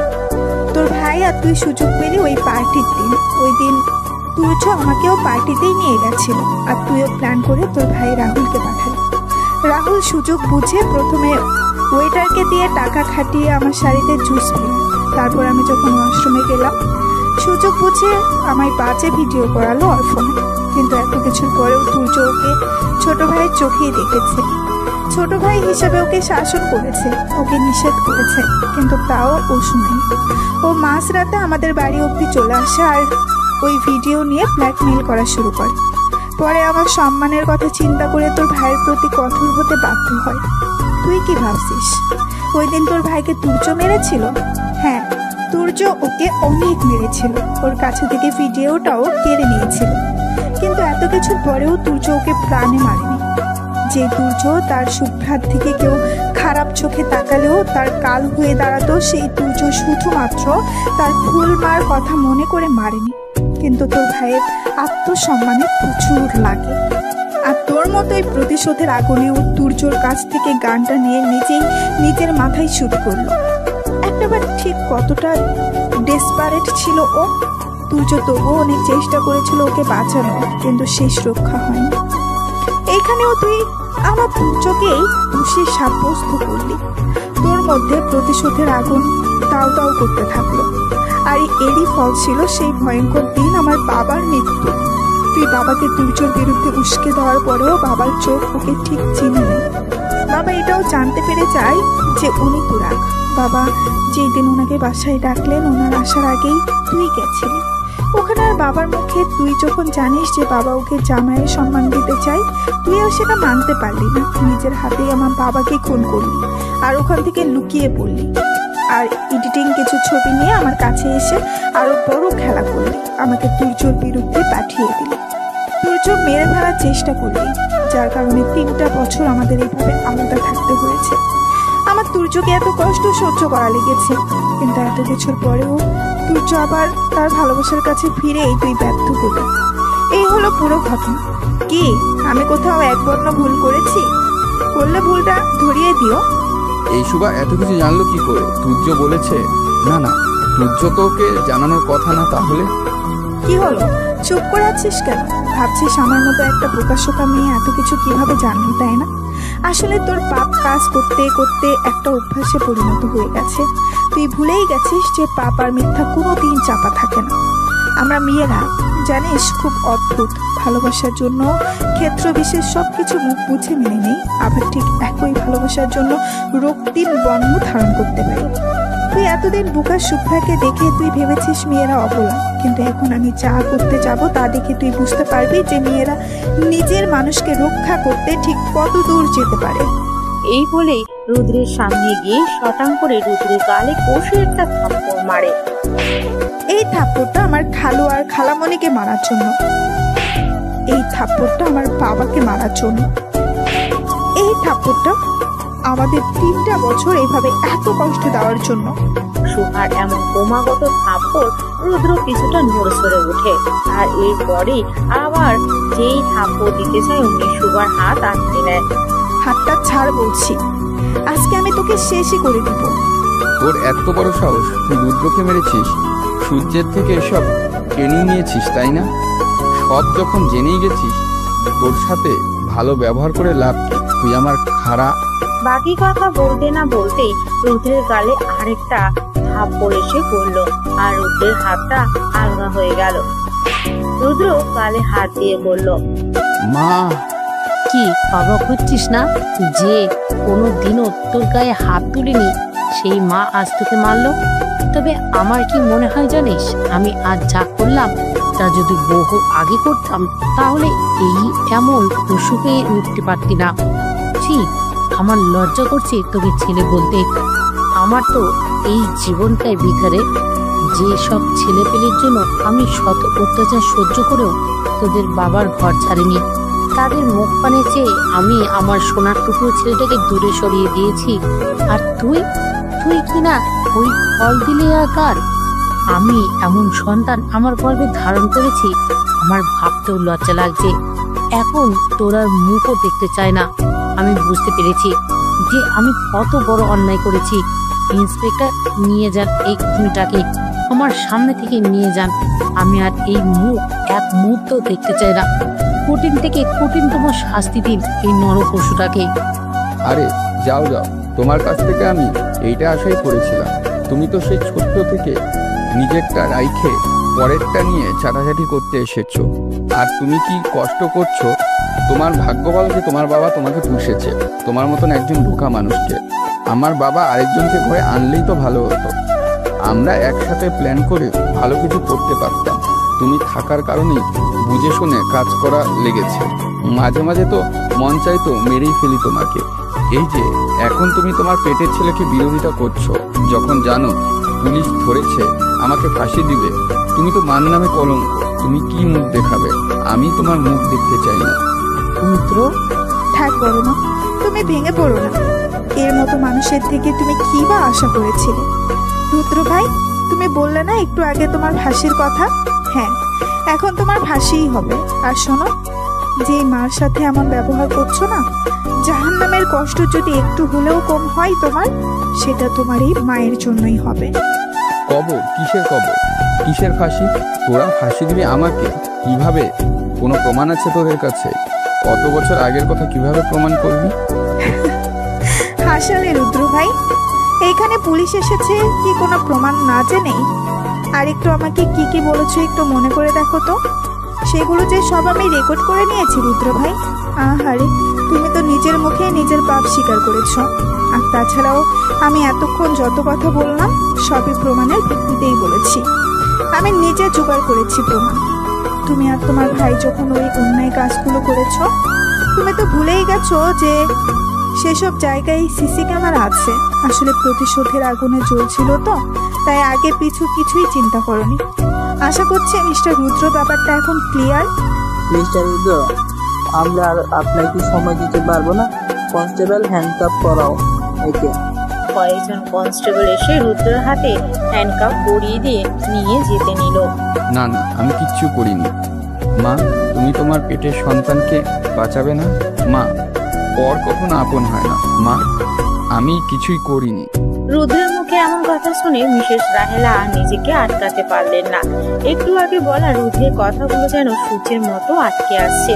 কোনো রকম নিজের গলায় কান্নাটা আটকে মিসেস রাহেলা শুধু এইটুকুই বলল, আপন মানুষ যখন পর করে দেয় তখন সেই দুঃখ বলতে যে পরকেই আঁকড়ে ধরতে হয়। আপন মানুষ কিভাবে পর করে সেই নিদর্শন দেখলি। এবার না হয় পর মানুষকে কাছে আপন পাওয়ার সাধ্য অনুভব করি। এই বলেই মিসেস রাহেলা দৌড়ে নিজের রুমে চলে গেল কাঁদতে কাঁদতে। হায় রে ছেলে, একটু আগেই যাকে অপমান করলি আর এখন নিজের স্বার্থের জন্য আবার হাতে পায়ে ধরলি। যাই হোক, শুনে নিয়েছিস কি বলেছে? বড় মা, এখন যেতে পারিস। ইন্সপেক্টর, নিয়ে যান একে। এর কালো ছায়া আর আমার বাড়িতে চাই না। শান্তিতে থাকতে চাই এবার আমরা। ইন্সপেক্টর আর এক মুহূর্ত সেখানে অপেক্ষা করলো না। টেনে হিচড়ে নিয়ে গেল রুদ্রকে সেখান থেকে পুলিশ। তারপর শোভা গিয়ে মেইন দরজা আটকে দিয়ে ধপ করে ফ্লোরে বসে পড়ে। আমি পেরেছি তুর্য, শুনছেন? আমি পেরেছি। এখন শুধু আপনার আসার অপেক্ষা। এটাই হবে আপনার জন্মদিনের সবচেয়ে বড় গিফট। আপনার শুভ্রা পেরেছে তার বাবার খুনিকে শাস্তি দিতে। এখন শুধু আপনাকে আমার ভালোবাসার কথা বলার অপেক্ষা। আমি বলবো, হ্যাঁ আমি এই সাইকোটাকেই ভালোবাসি। জলদি চলে আসুন তুর্য আপনার এই শুভ্রার কাছে, জলদি। এই বলেই কান্না করে দিল শোভা। তুলসী আর মোহন শোভাকে এভাবে কাঁদতে দেখে শোভার কাছে গিয়ে বলে, ম্যাডাম আপনি কান্না করছেন? আজ তো আনন্দের দিন। হ্যাঁ দিদিমণি, আজ তো ওই পাষণ্ড বড় সাহেবের শাস্তি পেয়েছে। আর কেন কষ্ট পাচ্ছেন? আমাদের তো বসে যেতে হবে, দাদাবাবুর জন্মদিন তো একটু পরেই। হ্যাঁ তোমরা একদম ঠিক বলেছ। আমি কেন কান্না করছি? আজ তো আনন্দের দিন। আজকে এই পুরো ঘরটা আলোতে ভরিয়ে দেব। আমার ভালোবাসার মানুষটাকে আজকে আমি ভালোবাসায় ভরিয়ে দেব। চলো চলো, অনেক কাজ আছে, হাতে সময় নেই। 11টা বাজতে যাচ্ছে। হ্যাঁ চলুন ম্যাডাম। কি করছেনটা কি? ছাড়ুন আমাকে। কোথায় নিয়ে যাচ্ছেন আমাকে? আমার লাগছে। লাগছে না শোভা, লাগুক। আমি তো চাই তোমার লাগুক। তুমি যে ব্যথা দিয়েছো আমাকে, তার থেকে তো এটা কিছুই না। এইটা বলেই তুলছ শোভার হাতটা শক্ত করে ধরে টেনে হিচড়ে কবরস্থানের ভিতরে নিয়ে গিয়ে দুটো কবরের সামনে এনে ধাক্কা দিয়ে ফেলে দেয়। আর শোভাও তাল সামলাতে না পেরে সেই কবরস্থানের মাটিতেই ছিটকে পড়ে। চারিদিকে থমথমে পরিবেশ, শুধু উত্তাল একজন, আর সে হলো তুলছ। ওর চোখ দিয়ে যেন অগ্নিবর্ষণ হচ্ছে। শোভা এই অগ্নি চোখের সাথে অনেক আগে থেকেই পরিচিত, কিন্তু আর শোভা যেন তুর্যর এই অগ্নিকুতে ডুবে গিয়েও তার কারণ বুঝতে পারছে না। আজ তো ওদের মধ্যে কোনো তৃতীয় ব্যক্তি নেই, তাহলে কি কারণ হতে পারে তুর্যর এই রক্তচক্ষুর? একটু আগেও যে শোভার মধ্যে সীমাহীন উত্তেজনা আর আনন্দে বিরাজ করছিল, তুর্য আসার অপেক্ষায়, এখন তুর্যর আগমনের মুহূর্তটা তা পরিবর্তন হয়ে ভয়ে পরিণত হয়। এখন থেকে খুব সম্ভবত প্রায় 3 ঘন্টা আগে, যখন ঘড়ির কাঁটায় 12টা বাজতে আধা ঘন্টা বাকি, শোভা তখন তুলসী আর মোহনের সাথে বেশ উত্তেজনা নিয়ে ঘর সাজিয়েছিল। পুরো রুমটা মোমবাতির আলোতে ভরিয়ে দিয়েছিল। নিজের হাতে কেক সাজিয়েছিল। ওই অল্প সময়ের মধ্যে অল্প বিস্তর যা যা করা সম্ভব হয় সব করেছিল শোভা। মিসেস রাহেলার শরীর খারাপ হওয়ার কারণে শোভা মিসেস রাহেলাকে জোর করে ওষুধ খাইয়ে ঘুমোতে বলে, আর এইদিকে তিলককেও ঘুম পাড়িয়ে দেয়। এখন শুধু তুর্য আসার অপেক্ষা। সময় আস্তে আস্তে যেতে লাগলো, আর শোভা আর তুলসী মোহন হল রুমে বসে তুর্যর আসার অপেক্ষা করতে লাগলো। যখন 12টা বাজতে আর 5 মিনিট, তখন শোভার বিষয়টা খুব স্বাভাবিক লাগলো না, কারণ এর আগে তুর্য তো কখনো তার শোভাকে বাসায় রেখে এতক্ষণ বাইরে থাকেনি, সে যতই কাজ থাক। আর আজ এত বেজে গেল। শোভা এবার তুর্যকে ক্রমাগত ফোন করতে লাগলো, কিন্তু তুর্যর ফোনটা বেঁচে বেঁচে বন্ধ হয়ে যাচ্ছে। আর এদিকে অপেক্ষা করতে করতে তুলসী মোহনও ঘুমিয়ে পড়েছে। শোভার আর ওদের ডাকলো না। কিন্তু 12টা পার হয়ে গেল, তাও তুর্যর খবর নেই, আবার ফোনও তুলছে না। শোভার ভীষণ টেনশন হচ্ছে। শোভা না থেমে ক্রমাগত ফোন করতেই লাগলো। এভাবেই প্রায় 2 ঘন্টা পার হয়ে যখন 2টা বাজে, তখন দরজার বেল বাজে। শোভা যেন এতক্ষণে বেলের শব্দে প্রাণটা ঠান্ডা হয়ে যায়। শোভা ছুটে গিয়ে দরজাটা খুলে, আর দরজাটা খুলতেই দেখে তুর্য। আপনি এসেছেন? আজ আপনার আসতে এত দেরি হলো কেন? কোথায় ছিলেন আপনি? জানেন আমার কত টেনশন হচ্ছিল। শোভার কথার কোনো জবাব না দিয়ে তুর্য ঢুলতে ঢুলতে নিজের রুমে চলে গেল। শোভা দরজাটা আটকে তুর্য পিছু পিছু রুমে গেল। তারপর তুর্য যেই নিজের গায়ে ব্লেজারটা খুলতে গেল, অমনি শোভা নিজে হাত লাগিয়ে ব্লেজারটা খুলে দিয়ে দিতে বলল, আপনি কি কোথাও কোনো কাজে গেছিলেন? আপনি তো হসপিটালেও ছিলেন না। দেরি হবে একটু জানাতে তো পারতেন। কতবার ফোন দিলাম, ধরলেনও না। তুর্য এবারও কিছু না বলে চুপ থাকলো। শোভার বেশ অবাক লাগলো, তাও শোভা ব্যাপারটা পাত্তা না দিয়েই বলল, আচ্ছা আপনি বোধহয় ক্লান্ত, আপনি এখানে বসুন। আপনার জন্য একটা সারপ্রাইজ আনছি। অনেক কথা বলার আছে আজ আপনাকে। এই বলে শোভা তুর্যকে ওদের বিছানায় বসিয়ে দিয়ে হল রুমে চলে গেল কেক আনার জন্য। কেক আনতে গিয়ে ফিরে আসার সময় হঠাৎ করে হুড়মুড় করে সবকিছু ভাঙার আওয়াজ পেল। নিস্তব্ধ ঘর থেকে এমন আওয়াজ পেয়ে শোভা যথেষ্ট ভয় পেল। শুভা হাতে কেক নিয়ে দৌড়ে রুমে গেল আর রুমে গিয়ে দেখলো তুর্য সমস্ত মোমবাতি নিভিয়ে দিয়েছে, সাজানো ফুলগুলো এলোমেলো করে ফেলেছে। শুভা দৌড়ে গিয়ে কেকটা একটা সাইড টেবিলে রেখে তুর্যকে জড়িয়ে ধরে বলল, এসব কি করছেন আপনি? এমন কেন করছেন? আপনি কি কোনো কারণে রেগে আছেন আমার উপর? আপনি জানেন আমি কত কষ্ট করে এগুলো আপনার জন্য সাজিয়েছি, আপনার জন্য নিজে হাতে কেক বানিয়েছি, সবকিছু করেছি আপনাকে সারপ্রাইজ দেওয়ার জন্য। এতক্ষণ চুপচাপ থাকলো, এবার তুর্য হুঙ্কার দিয়ে হেসে দিল। শুভাকে নিজের থেকে আলাদা করে শুভা তুর্যর এমন হাসি দেখে যথেষ্ট ভয় পেল। সারপ্রাইজ? শুভা, আমার জন্য আরো সারপ্রাইজ রেখেছো তুমি। Thank you so much. এই কথা বলে শুভার ডান হাতটা শক্ত করে ধরে পিছনে ঘুরিয়ে মুচড়ে বলে, আহ, লাগছে আমার তুর্য। লাগছে না? আমারও লেগেছে, খুব লেগেছে। যখন এত কিছুর পরেও ডিভোর্স দিতে চেয়েছো তুমি আমাকে, তোমার এই স্পর্ধা আমাকে অনেক আঘাত করেছে, বুঝেছো? শুভার হাতটা মুচড়ে ওর ঘাড়ে পুঁটলিটা রেখে শুভার কানে ফিসফিসিয়ে বলল তুর্য। আর তখনই শুভা অনুভব করলো তুর্যর শরীর থেকে একটা বাজে গন্ধ আসছে।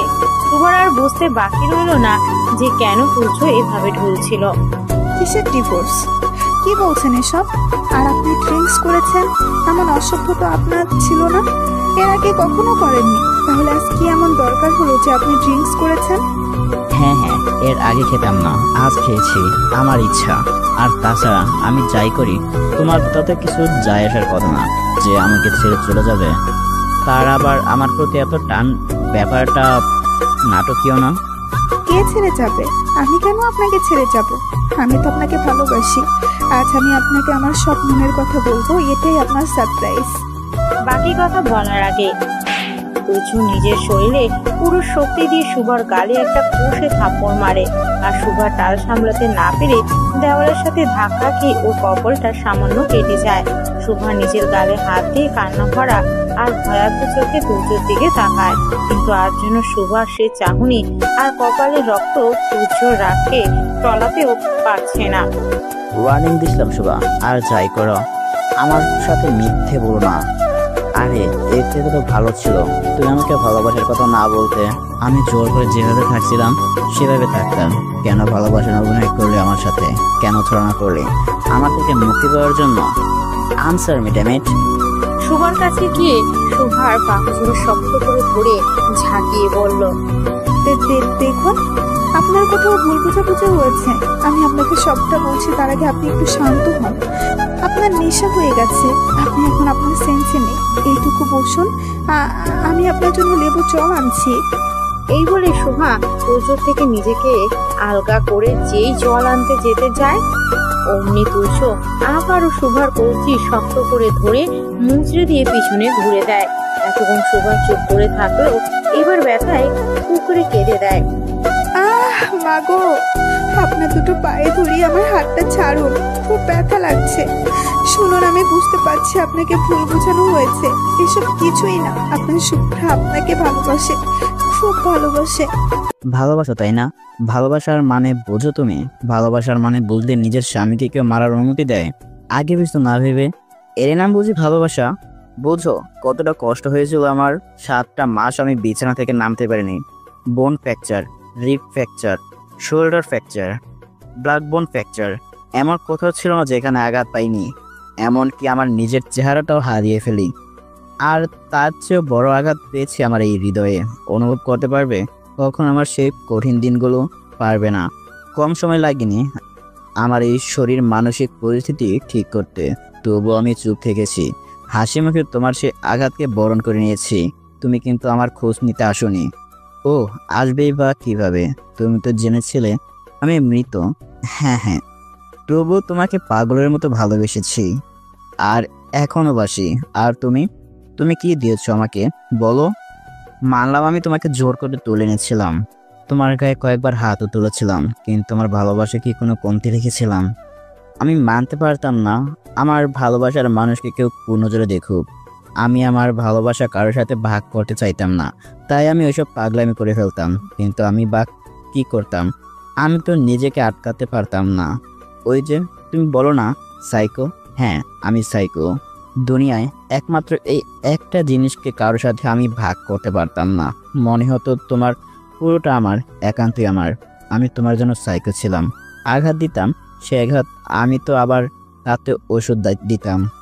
তুমি কি ভাবতে ব্যথা তুমি একাই পেতে? তোমাকে আঘাত দিলে আমি তার দ্বিগুণ ব্যথা নিজেকে দিতাম। তোমার হাতটা কোথায় দেখি? এই যে এখানে পড়ার দাগ, কি ভাবছো এটা তোমার একার আছে? এই বলে তুর্য নিজের শার্ট ফোল্ড করে ডান হাতটা দেখালো, আর শুভ হাতটা দেখে চোখ বন্ধ করে নিল। শুভর হাতের পোড়া দাগটাতেও তাও মিলিয়ে গিয়েছে প্রায়, কিন্তু তুর্যর হাতের পোড়া দাগটা এতই গভীর যে এখন বিভৎসভাবে দৃশ্যমান। কি হলো? চোখ বন্ধ করে কেন? চোখ খোলো। আরে দেখো দেখো বলছি। বলে উচ্চস্বরে একটা ধমক দিল, আর শোভা চমকে উঠল। কি না করেছি শোভা? তোমার একটু ভালোবাসার জন্য ভিকির মতো তোমার পিছনে ঘুরেছি। তোমার মুখে শুধু ভালোবাসি শোনার জন্য এই অনাথ ছেলেটা শুধু একটু ভালোবাসা চেয়েছিল। এটাই কি খুব বেশি হয়ে গিয়েছিল? তুমি কি করলে? অন্যের কথায় বিশ্বাস করে নিজের স্বামীকে মারতে অব্দি পিছুপা হলে না। আমার এত আঘাতের পরেও তোমার মনে মায়া জাগলো না? তুমি ছলনা করে আমার কাছ থেকে মুক্তি চাইছো। আরে একটা বাসায় কটা দিন কুকুর পুষলেও তো তার প্রতি মায়া হয়। আর আমি তো জলজান্ত মানুষ, 4টা বছর ধরে তোমার সাথে ঘর করছি। তোমার এই ঠোঁটে, এই কোমরে, এই গালে, সব জায়গায়, সব সব তোমার শরীরের সব জায়গায় আমি মিশে আছি। শোভার ঠোঁটে গালে বাজেভাবে ছুঁয়ে দেখলো তুর্য। 4টা বছর ধরে মিশে আছি, তাহলে তোমার কেন মায়া হয় না? কেন আমাকে বারবার মেরে ফেলতে চাও, ছেড়ে চলে যেতে চাও? কথাগুলো বলতে গিয়ে তুর্যর চোখ দিয়ে পানি বের হয়ে গেল। এইবার তুর্যর কথায় আর থাকতে না পেরে কান্না করতে করতে তুর্যর পায়ে লুটিয়ে পড়ে, আর তুর্যর পা জড়িয়ে বলে, আমি ভুল করেছি, বিশ্বাস করুন। আমাকে কি ক্ষমা করা যায় না? আমি আমার তিলকে দিব্যি দিয়ে বলছি, আমি আপনাকে মারিনি, মেরে ফেলতে চাইনি। বাবার মৃত্যুতে আমি এতটা হতভম্ব হয়ে গেছিলাম যে রুদ্র ভাই কি করছে না করছে তার উপর আমি কিচ্ছু বলতে পারিনি। আমি ভুল করেছি। আমি বুঝতে পারি আপনার অনেক কষ্ট হয়েছে, ছোট থেকে আপনি অনেক কষ্ট পেয়েছেন, কিন্তু আমি সত্যি আপনাকে মারতে চাইনি, আর এখনও আপনাকে ছেড়ে যেতে চাই না। আমি জানি আমাকে আপনার থেকে ভালো কেউ বাসতে পারবে না। আপনি একটু শান্ত হন। কেন বিশ্বাস করছে না বলুন? আমি আপনাকে ভালোবাসি, খুব ভালোবাসি। আপনি সবটা শুনলেই বুঝবেন যে আপনি আমাকে ভুল বুঝছেন। তাই ভালোবাসো আমাকে? আচ্ছা ওঠো তাহলে। আরে ওঠো, আমার পা জড়িয়ে আছো কেন? ওঠো ওঠো, আমার ভালোবাসার পরীক্ষা দিতে হবে তোমাকে। ওঠো ওঠো। এই বলেই শোভার বাহুজোড়া শক্ত করে তুলে ধরে উপরে তোলে। এইটা কেক তুমি আমার জন্য বানিয়েছো, তাই না? আমার জন্মদিনের জন্য। হা, কেক কাটবো আমি। আসো আগে তোমার সাথে কেক কেটে নেই। বউ বানিয়েছে, কাটতে তো হবেই। বউর হাতের কেক। এই বলে কেকটা সামনে নিয়ে শোভাকে টান দিয়ে নিজের শরীরের মধ্যে নিয়ে ওর হাতটা শরীরের সমস্ত শক্তি দিয়ে ধরে পাগলের মতো কেক কাটতে লাগলো। আর শোভা ব্যথায় কুকড়ে উঠেছে বারবার। তার থেকেও ভয় ওর বুকে কেঁপে উঠছে তুর্যর এমন পাগলামো দেখে। Happy birthday to me, happy birthday to me, happy birthday to me dear Turya, happy birthday to me. এই বলে কেকটা কেটে আগে নিজে খায়, তারপর শোভাকে খাওয়ায়। শোভা এই নাও খাও, তুমি না বানিয়েছো আমার জন্য কেক? শোভা চুপ করে শুধু ফুপিয়ে কান্না করছে। কি হলো, খাবে না তুমি? খাও বলছি। এই বলেই জোর করে শোভার মুখে কেক পুড়ে দিল। তুর্য আপনার নেশা হয়ে গেছে। নেশার ঘরে আপনি আবল তাবল কাজ করছেন। আপনি আমার কথাটা একটু শুনুন, আপনি একটু রেস্ট নেন। আমি আপনাকে সবটা পরিষ্কার করে বললেই বুঝতে পারবেন।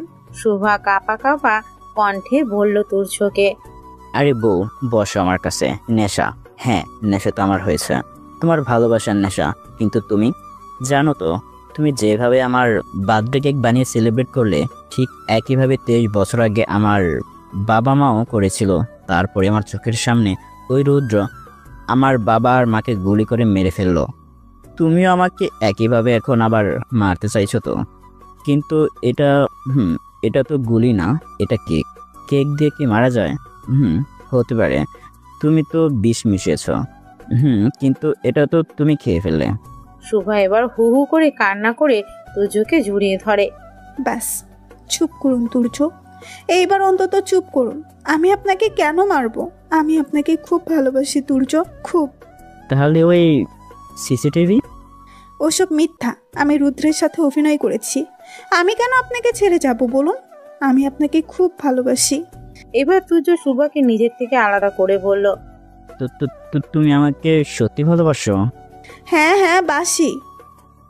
তাহলে পরীক্ষা দাও কেমন? ওই যে ছবিতে করে না অগ্নি পরীক্ষা, এখন তুমি ওই অগ্নি পরীক্ষা দেবে, ভালোবাসার অগ্নি পরীক্ষা। কথাটা বলে একটা বাঁকা হাসি দিল তুর্য। শুভা তুর্যের কথা কিছুই বুঝলো না। তুর্য হুট করে গেল ড্রেসিং টেবিলের কাছে আর ঘুষি দিয়ে চুরমার করে কাঁচগুলো ভেঙে গুঁড়ো গুঁড়ো হয়ে ফ্লোরে ছড়িয়ে পড়ল। আর তুর্যের হাত একদম রক্তাক্ত হয়ে গেল। টুকটুক করে তুর্যর হাত থেকে রক্ত পড়ছে। এটা আপনি কি করলেন তুর্য? কেন নিজেকে আঘাত দিচ্ছেন? কতটা কেটে গেছে? এই বলেই যেই তুর্যর কাছে এগিয়ে আসতে গেল, অমনি তুর্য হাত দিয়ে ইশারা করে ওখানেই থামতে বলল। একদম এভাবে আমার কাছে আসবে না, বলেছি না অগ্নি পরীক্ষা দেবে তুমি। তাই ওইখান থেকে আসো, কাচের উপর থেকে হেঁটে হেঁটে আমি কতটা কষ্ট পেয়েছি তুমি নাকি অনুভব করতে চাও। তুমি নাকি আমাকে ভালোবাসো, ভালোবাসার পরীক্ষা দাও। এসব কি বলছেন? কি বলছি? আমার ভালোবাসার পরীক্ষা দাও। আমি যদি তোমার জন্য মরতে পারি, তুমি পারবে না? দাও। শুভা এবার সত্যি সত্যি চোখ খিচে বন্ধ করে বলল, আমি আপনাকে সত্যিই ভালোবাসি, আর আমি এর পরীক্ষাও দেব। এই বলে চোখটা বন্ধ করে কাঁপা কাঁপা পায়ে যেই কাজগুলোর উপর পা রাখতে গেল, সেই আবারও গালের উপর ঠাস করে একটা চড় এসে পড়ল। শুভা ধাক্কা গিয়ে যেই পড়ে যেতে নিল, তখনই শুভাকে তুর্য কোলে তুলে নেয়। এরপর কোলে করেই বাড়ি থেকে বের হয়ে কারে বসায়। তারপর এই কবরস্থানের সামনে নিয়ে আসে। কারে ড্রাইভ করার সময় শুভা একটা কথাও বলেনি, কেমন যেন একটা ঘোরের মধ্যে ছিল। তারপরে এভাবে টেনে হিঁচড়ে কবরের সামনে এনে ধাক্কা দিয়ে ফেলে দিল। কি ভাবছো তুমি ওভাবে কাচের উপর দিয়ে হাঁটবে আমার চোখের সামনে, আর আমি তাকিয়ে তাকিয়ে দেখবো আমার ভালোবাসার মানুষের কষ্ট? এমনটা তো হবে না।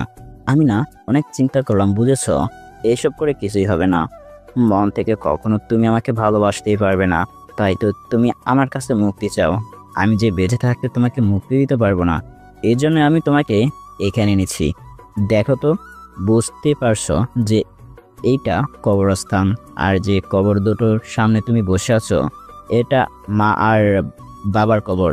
জানো তো, ছোট থেকে যখনই ভয় করেছে এখানে ছুটে এসে মা বাবার কবরটা জড়িয়ে ধরে রেখেছি।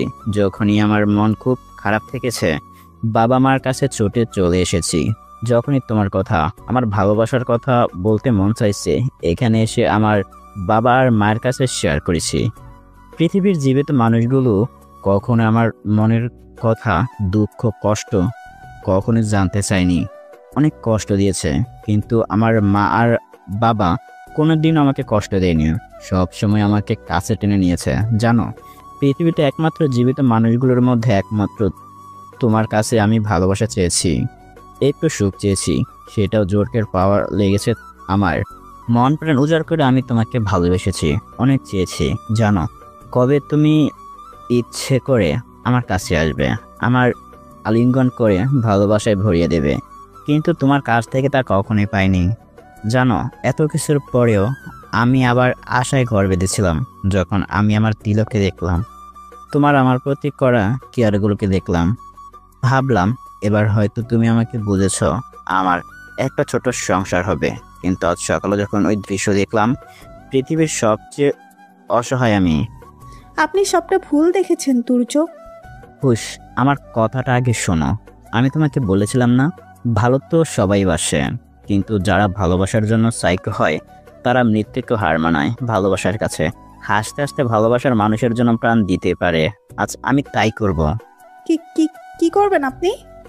তোমাকে মুক্তি দেব, তবে ডিভোর্স দিয়ে না, আমার প্রাণ দিয়ে। আমি বেঁচে থাকতে তোমার উপর কেউ নজর দিলেও যে আমি ওই চোখ তুলে নেওয়া থেকে নিজেকে বিরত রাখতে পারবো না, না পারবো তোমাকে আমার বাঁধন থেকে মুক্তি দিতে। তাই আজ তোমারই সামনে তোমার এই সাইকো নিজের প্রাণ দিবে। তুমি তাহলে আমার নজর থেকে মুক্তি পাবে ঠিকই, কিন্তু আমার পরিচয় থেকে না। আর এটাই হবে তোমার সবচেয়ে বড় শাস্তি। এই বলেই তুর্য নিজের পকেট থেকে একটা গান বের করে তার নিজের মাথায় তাক করে ধরল। তারপর আস্তে করে নিজের চোখটা বন্ধ করে। তারপর গানের ট্রিগারে উপর নিজের হাতটা রেখেই বলল, হ্যাঁ, আমি তোমার উপর রেগে আছি। আমি তোমার সাইকো প্রেমিক, আমি তোমাকে অনেক ভালোবাসি। এই বলে যেই টিগারে আঙ্গুলটা চাপ দিতে গেল, অমনি শুভা দৌড়ে তুর্যর কাছ থেকে গানটা কেড়ে নিয়ে থাপ্পড় খেয়ে তুর্য খানিকটা ধাক্কা লেগে সরে গেল। তারপর অবাক চোখে শুভার দিকে তাকালো। কত বড় সাহস আপনার যে আমার সামনে আপনি নিজেকে আঘাত করেই যাচ্ছেন। আমাকে আঘাত করেছিলেন তখন কিছুই বলিনি, চুপচাপ শুনেছি, কিন্তু নিজের উপর এভাবে আঘাত করবেন আর আমি এভাবে মেনে নিব আপনি ভাবলেন কি করে? ভালোবাসি, বারবার বলছি, আপনার কানে যায় না? তুর্যর কলার শুভা দুই হাতে জোড়া দিয়ে ধরে ঝাঁকিয়ে বলল। তুর্য অবাক হয়ে শুভার এই অভিমানী চেহারা দেখছে। এর আগে কখনো শুভার এমন রূপ দেখেনি। খুব মায়াবী লাগছে শুভাকে, মনে হচ্ছে এর মধ্যেই ডুবে যেতে। শুভার চোখে যেন তুর্য এই প্রথম অধিকার বোধ দেখছে। এই কি হলো, এখন চুপ কেন বলেন? আপনি আমাকে বলেছিলেন, শিখিয়েছিলেন ভালোবাসার অর্থ হলো অটুট বিশ্বাস একে অপরের প্রতি। আর আজ যখন এতবার করে বলছি যে আমি অভিনয় করেছি, সত্যি না, রুদ্রর মুখোশ সবার সামনে তুলে ধরার জন্য কেন আপনি বিশ্বাস করতে পারছেন না বলুন? কেন কেন? কানের কাছে যে ঘ্যান ঘ্যান করছি, ভালোবাসি ভালোবাসি বলছি, কানে যায় না? কি করছিলেন আপনি? পৃথিবী ছেড়ে চলে যাচ্ছিলেন কেন? আমাকে কি আর ভালো লাগে না? মরার পর কি ভূত হয়ে অন্য মেয়েদের দেখার শখ? সেটা হচ্ছে না। বাঁচলে একসাথে বাঁচবো, মরলে একসাথে মরবো। অন্য কারোর দিকে তাকিয়ে দেখুন না। সরি বলুন, এক্ষুনি সরি বলুন। আর এক্ষুনি বলুন যে এই কথাটা গান হাতে নিয়ে বললেন। বলুন বলছি। I am mad at you, I love you more than anything. Yes, I am your Pisu lover. আর আমিও এই সাইকোটাকেই ভালোবাসি, খুব ভালোবাসি। এই বলে শুভা তুর্যর কলারটা শক্ত করে ধরে একদম তুর্যের শরীরের সাথে মিশে গিয়ে পা দুটো উঁচু করে তুর্য বরাবর হওয়ার চেষ্টা করলো। তুর্য যখন দেখলো শুভা পায়ের উপর ভর দিয়ে উঁচু করে ব্যালেন্স রাখতে পারছে না, তখন তুর্য দুহাত দিয়ে শুভার কোমর শক্ত করে ধরে নিজের সাথে আটকে নেয়। তারপর নিজের মাথাটা একটু হালকা ঝুঁকায়। শুভা আর তুর্য একে অপরের চোখের দিকে ডুবে আছে। দুজনের মাঝেই কম্পন যেন একটা ঘোরে। দুজনে একে অপরের নিঃশ্বাসকে অনুভব করছে। আস্তে আস্তে শুভা চোখটা বন্ধ করে নিজের ঠোঁটটা তুর্যর ঠোঁটে ডুবিয়ে দিল।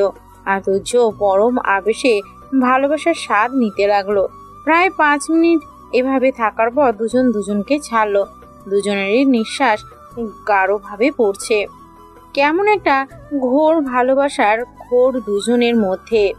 তুর্য কোলে তুলে নিল শুভাকে, আর শুভাও তুর্যর গলা জড়িয়ে ধরল। তুর্য শুভাকে কোলে তুলে গাড়িতে নিয়ে এলো।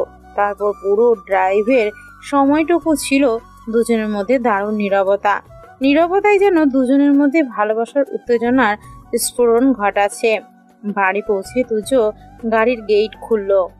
তারপর একইভাবে শুভাকে কোলে তুলে নিল আর সোজা নিজের বেডরুমে চলে এলো। তারপর শুভাকে বিছানায় নামিয়ে দিল। তারপর যেই তুর্য ওয়াশরুমের দিকে যেতে লাগলো, শুভা তুর্যকে আটকে দিল।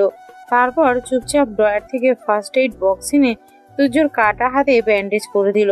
তারপর কাটা জায়গায় অসংখ্য চুমু খেলো শুভা। তারপর আস্তে আস্তে শুভা তুর্যর চোখে, মুখে, গালে সব জায়গায় অজস্র চুমু এঁকে দিল। তারপর আস্তে আস্তে তুর্য শার্টের বোতাম খুলে শরীর থেকে শার্টটা খুলে ফেললো। তারপর তুর্য শরীরের আঘাতপ্রাপ্ত জায়গাগুলোতে একটু একটু করে চুমু এঁকে দিল। তুর্য যেন বহুদিন পর এতটা শান্তি লাগছে। ওর আঘাতগুলো যেন নিমিষেই ধূলিসাৎ হয়ে গেল। তারপর আস্তে আস্তে শুভা তুর্যর ফর্সা লোমশ মুখে মাথা লুকিয়ে বলল, আপনার এটা মনে হয়েছে না সবসময় আপনি জোর করে আমাকে ভালোবেসেছেন? আজ আমি বলছি, যত পারুন ভালোবাসুন আমাকে। আমি আজকে মন থেকে আপনার ভালোবাসা পেতে চাই তুর্য। নিজ ইচ্ছায় আপনার সাথে মিশে গিয়ে দুজনে একই সত্তায় পরিচিত হতে চাই। আপনি কি আমাকে সেই সুযোগ দিবেন তুর্য? শুভার এমন কথায় তুর্যের চোখে জল চলে আসে। তুর্য শুভাকে শক্ত করে নিচের মধ্যে আঁকড়ে নেয়। আবারও পূর্ণতা পায় তুর্য আর শুভার ভালোবাসা। তবে এবারের ভালোবাসায় না আছে কোনো জোর জবরদস্তি, না আছে কোনো তৃতীয় ব্যক্তির আবির্ভাব। জ্যোৎস্না রাতকে সাক্ষী করে দুটো পবিত্র হৃদয় যেন আজ পরিপূর্ণভাবে এক হলো। রোদের ঝলকে তুজ্জোর ঘুম ভাঙে। তুজ্জ রাতের কথা মনে করতে হুড়মুড় করে উঠে পড়ে। তারপর বিছানার পাশে শুভাকে খোঁজে, কিন্তু পায় না। তারপর তুজ্জ চোখ করে সাইড টেবিলের উপর একটা চিরকুট রাখা, তারই পাশে আছে 1 কাপ লেমন টি। তুজ্জ লেমন টিটা নিয়ে এক চুমুক নেয় আর মুচকে এসে চিরকুটটা পড়তে শুরু করে। তুজ্জ এক চুমুক চায়ে দিচ্ছে আর একটু একটু করে চিরকুটটা পড়ছে। এই যে সাইকো সাহেব, এত দেরি করে উঠলেন? লেমন টিটা নিশ্চয়ই ঠান্ডা হয়ে গেছে, কিন্তু তাতে কি খেয়ে নেন। ভাবছেন ব্ল্যাক কফি কেন দিলাম না? ইচ্ছে করেই আপনাকে আপনার অপছন্দের লেমন টিটি দিয়েছি। এটা আপনার কলেজের ড্রিঙ্কস করার সাজা। এখন নিশ্চয়ই মেজাজটা ফুরফুরে। তাহলে আপনাকে কালকের কাহিনীগুলো শোনাই, আর কান খুলে চুপচাপ শোনো। বাবা কি রাগ! আপনার আদর না করলে তো থামছিলেনই না। তবে কালকে আমার দেওয়া থাপ্পড়টা প্লিজ মাইন্ডে নিয়েন না।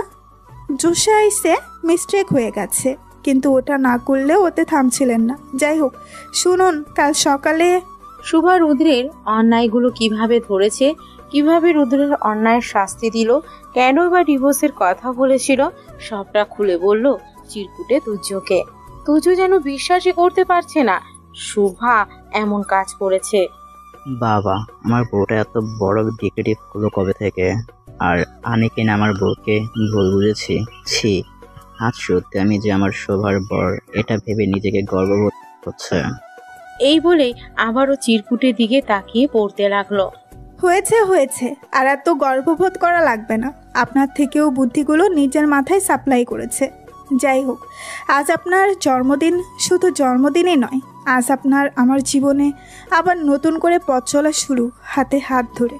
তাই দিনটা আমার কাছে অনেক স্পেশাল, অনেক। আপনি বলতেন না আমার একটা ছোট্ট পরিবার হবে, ঘর ভর্তি ভালোবাসা থাকবে। আজ কিন্তু তাই হয়েছে।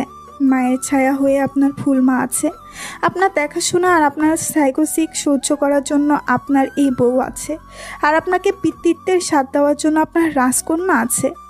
রাতের সারপ্রাইজটা তো আপনি পন্ডুল করে দিলেন। আজকেরটাই কিন্তু যেন এমন তেমন না হয়, তাই আগেই এই চিরকুটের ব্যবস্থা। আচ্ছা, এখন জলদি উঠে পড়ুন। দেখুন আপনার বাঁ পাশের একটা নীল পাঞ্জাবি রাখা। জলদি ফ্রেশ হয়ে নিন, তারপরে এসে বাকিটা পড়বেন। তুর্য বেশ এক্সাইটমেন্ট হয়ে জলদি ফ্রেশ হয়ে আসে। তারপর নীল পাঞ্জাবিটা পরেই ড্রেসিং টেবিলের সামনে গিয়েই দেখে আরেকটা চিরকুট। তুর্য সেটাও নিল আর উৎসাহের সাথে পড়তে লাগলো।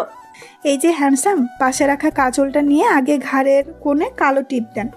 আমি জানি এখন আপনাকে পাক্কাই হিরোর মতো লাগতেছে, আমার সাইকো হিরো। আপনি যেমন ফর্সা তেমন লম্বা, আবার ফিগারটাও জিরো টাইপ, একদম সেই লাগছে। নিশ্চয়ই নীল পাঞ্জাবিটা পরে। আমি চাই না খামোখা আমার বরটা কারোর উপরে নজর পড়ুক। সূর্য মুচকি এসে কাজলের টিপটা গলার নিচের দিকে নিল। তারপর নজর পড়লো আলমারিতে। আলমারির সাথেও একটা চিরকুট আটকানো। সূর্য এগিয়ে গেল আর চিরকুটটা পড়তে লাগলো। ও সাহেব, আপনাকে ড্যাশিং হ্যান্ডসাম বলেছি বলে বেশি আবার ভাও খায়েন না, বুঝলেন? যতই আপনি ড্যাশিং সুন্দর হন না কেন, থাকবেন তো আপনি সেই সাইকোই। আচ্ছা, এখন আলমারিটা খুলুন আর আপনার ডায়েরির প্রথম পাতা থেকে বাবার দেওয়া ব্যাসলেটটা হাতে পড়ুন। কিছু ভাবতে বসবেন না, এখনও অনেক সারপ্রাইজ আছে। এমনি অনেক বেলা করে উঠেছেন, জলদি ব্যাসলেটটা পড়ুন। সূর্য এবার চিরকুটটা পড়ে হাসতে হাসতে বলে, আচ্ছা আচ্ছা পাগলি, ভাববো না, বউর আদর যখন মানতে তো হবেই। এই বলেই তুর্য আলমারি থেকে শুভার বাবার দেওয়া ব্রেসলেটটা বের করে নিজের হাতে পরে নেয়। মামু, তোমার দেওয়া দুটি গিফট আমার কাছে খুব মূল্যবান। এক তোমার মেয়ে আর এক তোমার এই গিফটটা। খুব কমই কাছে পেয়েছি তোমাকে, আজ হয়তো তুমি থাকতে অনেক খুশি হতে। এই বলেই তুর্য নিজের হাতের ব্রেসলেটে একটা চুমু খায়। ঠিক সেই সময় তুর্য চোখ যায় বারান্দায় যাওয়ার দরজার সাথে আরেকটা ছোট্ট করে চিরকুট আটকানো। তুর্য এগিয়ে গিয়ে সেই চিরকুটটা হাতে নেয়। এই যে মিস্টার, একদম মন খারাপ করবেন না, আমি তো বাবার মেয়ে। আমি বলছি বাবা যেখানেই থাকুক আমাকে আর আপনাকে দেখে খুব খুশি হচ্ছে। আফটার অল, বাবা যাকে তার মেয়ের জামাই হিসাবে চেয়েছিল তাকেই পেয়েছে। বাবার খুনিও শাস্তি পেয়েছে। তাই এখন একটা স্মাইলি স্মাইলি ফেস নেন তো, তারপর সোজা বারান্দায় চলে যান। তুর্যর বেশ আগ্রহ হলো, তাই তুর্য ছুটে বারান্দায় চলে গেল। আর যা দেখলো তাতে পুরো অবাক। তুর্যর মেডিকেল ব্যাচের সব স্টুডেন্ট আর সুহার ব্যাচের সব স্টুডেন্ট তুর্যর বাংলো চারিদিকে ঘিরে দাঁড়িয়ে রয়েছে বার্থডে বেলুন হাতে নিয়ে। আর তুর্যকে দেখার সাথে সাথে সবাই চিল্লিয়ে বলে, হ্যাপি বার্থডে তুরাগ। বলেই হাতে থাকা বার্থডে বেলুন উড়িয়ে দেয়। তুর্যর প্রচন্ড এক্সাইটমেন্ট কাজ করছে। ও যেন নিজের চোখকে বিশ্বাসই করতে পারছে না। তুর্য এবার অপেক্ষা না করে সোজা রুম থেকে বের হয়ে গেল। ও আস্তে আস্তে সিঁড়ি দিয়ে নিচে নামতেই ওর কানের কাছে ঠাস ঠাস করে বেলুন ফেটে হাজারো ফুল তুর্যের উপরে এসে পড়ে। আর তুর্যর চারপাশে থেকে মিলা, রিচি, মিসেস রাহেলা, তুলসী, মোহন সহ তুর্যর বাড়ির সকল স্টাফরা বলে ওঠে, শুভ জন্মদিন। তুর্য সবার এমন সারপ্রাইজে অনেক খুশি হয়। কি জিজু, কেমন লাগছে? খুশি হয়েছেন তো? খুশি হয়নি, এবার অনেক অনেক খুশি হয়েছে। তোমরা আমার মেডিকেলের কলেজের সবাইকে যে আমি কিভাবে ধন্যবাদ দিব। শুধু ধন্যবাদের কাজ হবে না। আর তাছাড়া আমরা তো এসেছি মাত্র, এইসব কাণ্ড করছেই তো শুভ্রা রানী। আপনারা কিন্তু ওকে কিছু দেওয়া লাগবে। আরে তুইও না, আমি বেশ জানি তলে তলে শুভাকে অনেক কিছু দেয় জিজু। এই তোমরা কিন্তু বেশি দুষ্টুমি করছো, ভুলে যাচ্ছ আমি কিন্তু তোমাদের প্রফেসর। এই বলে তুর্য হেসে দেয়। তুর্যর এমন হাসি মুখ দেখে মিসেস রাহেলা তুর্যর কাছে এসে ওর মাথায় হাত বুলিয়ে বলে, হ্যাপি বার্থডে রে তুরাগ সোনা। এভাবেই যেন আজীবন হাসি খুশি থাকতে পারিস, দোয়া করি। আমার তো তোকে কিছু বলার মুখ নাই রে। তোর জীবনে যা যা হয়েছে তার জন্য তো আমি দায়ী। আমার ছেলের জন্য আমি অনেক লজ্জিত বাবা, আল্লাহ আমাকে ক্ষমা করে দিস। এই বলে হাত জোর করে যেই ক্ষমা চেতে গেল অমনি তুর্য হাতটা জড়িয়ে ধরলো। ছি ছি ফুলমা, তুমি এভাবে আমাকে ছোট করো না। মায়ের পরে যদি কাউকে আমি বেশি ভালোবাসে থাকি সেটা তুমি। হ্যাঁ, তোমার উপর অভিমানও আছে যে তুমি তোমার তোরাকে দূরে ঠেলে দিয়েছিলে, কিন্তু এখন যে আমার মাথায় হাত দিয়ে এভাবে দোয়া করলে আমার মন ভরে গেছে ফুলমা। তোমার তো শাস্তি হবে, আমার জন্মদিনে তোমার শাস্তি হলো বাকিটা জীবন তোমাকে এভাবে আমার মাথায় হাত তুলে দিতে হবে, যে পুরনো ফুলমায়ের মতো আমাকে ভালোবাসতে হবে। বলো, বাসবে তো? হ্যাঁ বসো বাবা বসো। এই বলেই তুর্যকে বুকে জড়িয়ে নেয় মিসেস রাহেলা। দুজনের চোখে জল চলে আসে। দুজনকে কাঁদতে দেখে তুলসী এসে বলে, এই দাদা বাবু, খালাম্মা আপনারা কাঁদতেছেন, আজ কি কান্না দিন? সুভা দিদিমণি কিন্তু বারবার কান্না করতে নিষেধ করেছে। তুর্য এবার নিজেকে মিসেস রাহেলার থেকে ছাড়িয়ে চোখের পানিটা মুছে তারপর বলে, হ্যাঁ তা তো বুঝলাম, তা তোমাদের দিদিমণি কই আর আমার রাজকন্যাই বা কই? তুর্য এটা বলতে বলতে হঠাৎ করে লাইট অফ হয়ে গেল। তুর্য বেশ অবাক হলো। সবাই চুপ হয়ে গেল। তুর্য বুঝতে পারছে ওর আশেপাশে কেউ বিচরণ করছে। তুর্যর আর বুঝতে বাকি রইল না সে কে। তুর্যর কানে ভেসে আসলো সেই পরিচিতার কণ্ঠ, এই যে মিস্টার সাইকো, বলেছিলাম না যে আপনার জন্য চমক আছে। এত সব কিছু দেখে নিশ্চয়ই চমকে গেছেন। আর আমি জানি এতক্ষণে নিশ্চয়ই আপনি আমাকে খুঁজছিলেন। আজ আমি অনেক খুশি, জানেন তো? অনেক। কেন জানেন? কারণ আজ আমি সবাইকে আমার মনের কথাটা জানাতে চাই, যা 3 বছর আগে আমি জানাতে পারিনি। একটা সত্যি কথা বলি, প্রথম যেদিন আপনাকে দেখেছি ওই দিনই আপনার প্রতি আমি ফিদা হয়ে যাই। এই কথা শুনে মিলা, রিচি সহ মেডিকেলের কলেজে পড়ুয়া বাদ বাকি স্টুডেন্ট যারা উপস্থিত তারা সবাই চিল্লিয়ে উঠে মজা করে। ভাবছেন তো আপনাকে কেন রিজেক্ট করি? আসলে ভালোবাসার মানে কি আমি তখনও জানতাম না। ওইটা জানার আগেই তো আপনি বিয়ে করে নিলেন। বাবা কি সুপার ফাস্ট! তারপর শুরু হলো আপনার সাইকোলজিস্ট কার্যকলাপ। অবশ্য আমি অনেক রোমান্টিক মুভি দেখতাম, আর সবচেয়ে ভালো লাগতো আমার এই সাইকোটাইপ মুভি গল্প, দারুণ লাগতো। তাই স্বাভাবিকভাবে আমার বরটা যে সাইকো হোক সেটা আমি মনে মনেই চেয়েছিলাম। বাট হয়ে যাওয়ার পর আপনার ভয়ে তো আর প্রকাশ করতেই পারিনি। কীভাবেই বা করবো বলেন? সাইকো বরের যে জ্বালা, উঠতে বসতে ঝাড়ি খাওয়া লাগে, সহ্য করা লাগে হাজারো পাগলামি। শুভ্রা এটা করা যাবে না, ওটা করা যাবে না। ছেলেরা আমার দিকে তাকালে, আমার সাথে কথা বলতে আসলে আমার দোষ কি ভাই? তাও থাপ্পড়টা আমাকেই খেতে হতো। অবশ্য ওই ছেলেদের 12টা বাজতো। একটা সত্যি কথা বলি, আপনি যখন ঠাস ঠুস থাপ্পড় দিতেন, খুব মন চাইতো আপনাকেও ঠাস ঠুস দিয়ে উগান্ডায় পাঠিয়ে দিই, আর আল্লাহর রহমতে কালকে সেই সুযোগও পেয়েছি। উফ, সরি, কান ধরছি কালকের জন্য। না খেলে দুর্নাম করব না। অবশ্য ভালোবাসাও স্বাভাবিকের থেকে বেশি পেয়েছি। আপনার রাগ করা, পাগলামি এগুলোর মধ্যেও যেন চিনি মেশানো ভালোবাসা জড়িয়েছিল। যখনই রাগ করার পর আপনি ভালোবেসেছেন, আদর করেছেন, মনে হতো না বেচারাটাকে উগান্ডা থেকে ফেরত আনে। এত দূরে পাঠানোর দরকার নাই। একইভাবে এই কথা শুনেও সবাই করজোড়ে হাতে তালি দিল, আর তুচ্ছ এক ধ্যানে অন্ধকারে সুবার মিষ্টি কণ্ঠে ওদের প্রেম কাহিনী শুনছে। যাই হোক, আমি যার উপর ফিদা তাকেই তো মন প্রাণ দিয়ে ভালোবাসি। এটা বুঝতে বুঝতে আমার গর্ভে আপনার রাজকুমারী চলে আসে। তারপরে নানা ঘাত প্রতিঘাত আসে আমাদের জীবনে। আমিও অনেক ভুল করি আপনাকে বুঝতে। আসলে বাচ্চা বয়স ছিল তো, তাই বেশি আবেগপ্রবল ছিলাম।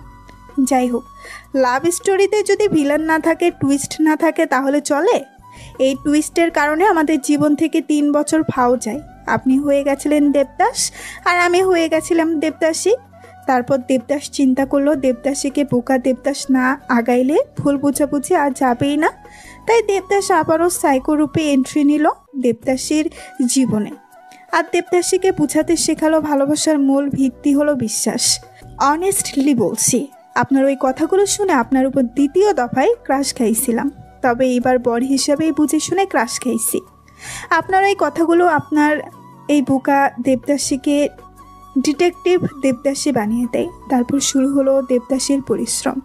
মিলা, ঋষি আর আমি কি না করলাম, একদিনে পুরো রহস্যের জট খুললাম ভাবা যায়। সব অঙ্ক সলভ করেও শান্তি নেই। হুমা, শেষমেশ গিয়ে সাইকো আবারও পিওর দেবদাস হয়ে তার দেবদাসীকে ভুলে সাইকোলজিস্ট কার্যকলাপ শুরু করে দিল। কি জোরেই না গালে আবার ঠাস করে মারল। আমার হাতে এখনও তার 5 আঙ্গুলের দাগ। আপনারাই বলেন, কান্না রাগ হয়? এত আমি বলতে চাই, উনি আর বলারই সুযোগ দেয় না। এই জন্যই তো উগান্ডায় পাঠাতে হলো। তারপর অবশ্য ভালোবেসে উগান্ডা থেকে ফেরতও এনেছি। কি এনেছি তো মিস্টার সাইকো? যাই হোক, আপনি অনেক পচ্ছা। আপনি আমাকে মারেন, আমাকে বকেন, আমাকে জোর করে জড়ায় ধরেন, আদর করেন, রাজ্যের সব পাগলামি আমার সাথে করেন। আমার মনে সব গোপন কথা আমার আগেই চুরি করে পড়ে নেন। আপনি দুনিয়ার সব থেকে খারাপ স্বামী, সব থেকে। কিন্তু সব থেকে খারাপ স্বামী হওয়ার সত্ত্বেও আমি এই খারাপ স্বামীটাকেই মৃত্যুর আগ পর্যন্ত চাই। আমি আমার এই সাইকোকেই যে অনেক ভালোবেসে ফেলেছি। আমার এই খারাপ স্বামী যে আমাকে আঘাত করে নিজে তার থেকে দ্বিগুণ আঘাত পাবে, যে আমাকে আঘাত করবে আবার পাগলের মতো সেই আঘাতেই চুমু খাবে, যে আমাকে সবসময় ঠিক ভুল বোঝার সঠিক পথ দেখিয়ে দেবে যেভাবে এখন অবধি করে আসছে, যে সবসময় আমার জন্য ঢাল হয়ে থাকবে, আমি না বলতেই আমার মনের ইচ্ছাগুলো পূরণ করে ফেলবে। এই যে শুনুন মিস্টার সাইকো, কখনোই চেঞ্জ হবেন না। আজীবন আমার সাথে এমন সাইকোলজিস্টিক টাইপ কাজ করবেন, আমাকে পাগলের মতো ভালোবাসবেন, বুঝেছেন? না হলে কিন্তু আবার উগান্ডায় পাঠাবো, মনে রাখবেন। আমি কিন্তু আপনার থেকে ট্রেনিং প্রাপ্য। আবারও বলছি, এই মেডিকেল কলেজে আজ যত স্টুডেন্ট আছে, যত বান্ধবী আছে, আমার যত বন্ধু আছে, আপনার আমার বড় মা, বাসার সব সার্ভেন্ট, সবার সামনে বলছি, I love you my Pisu, I love you a lot. তুমি আমার স্বপ্নের নায়ক, আমার মুভির হিরো, আমার সাইকো বর। আমাকে এভাবে আজীবন ভালোবাসবে তো? এই কথাটা বলার সাথে সাথে উপস্থিত সবাই করতালি দিল। তুর্য সুভার মুখে এইসব কথাগুলো শুনে হাসবে নাকি কান্না করবে কিছুই বুঝতে পারছে না। ও শুধু ইচ্ছে করছে সুভাকে শক্ত করে জড়ায় ধরার, কিন্তু সুভা এখনো সামনে আসছে না কেন? এসব ভাবতে ভাবতে হুট করে তুর্যকে নিচ থেকে পাঞ্জাবি ধরে টান দিয়ে একটা আধো আধো কণ্ঠ বলে উঠল, বাবা বাবা।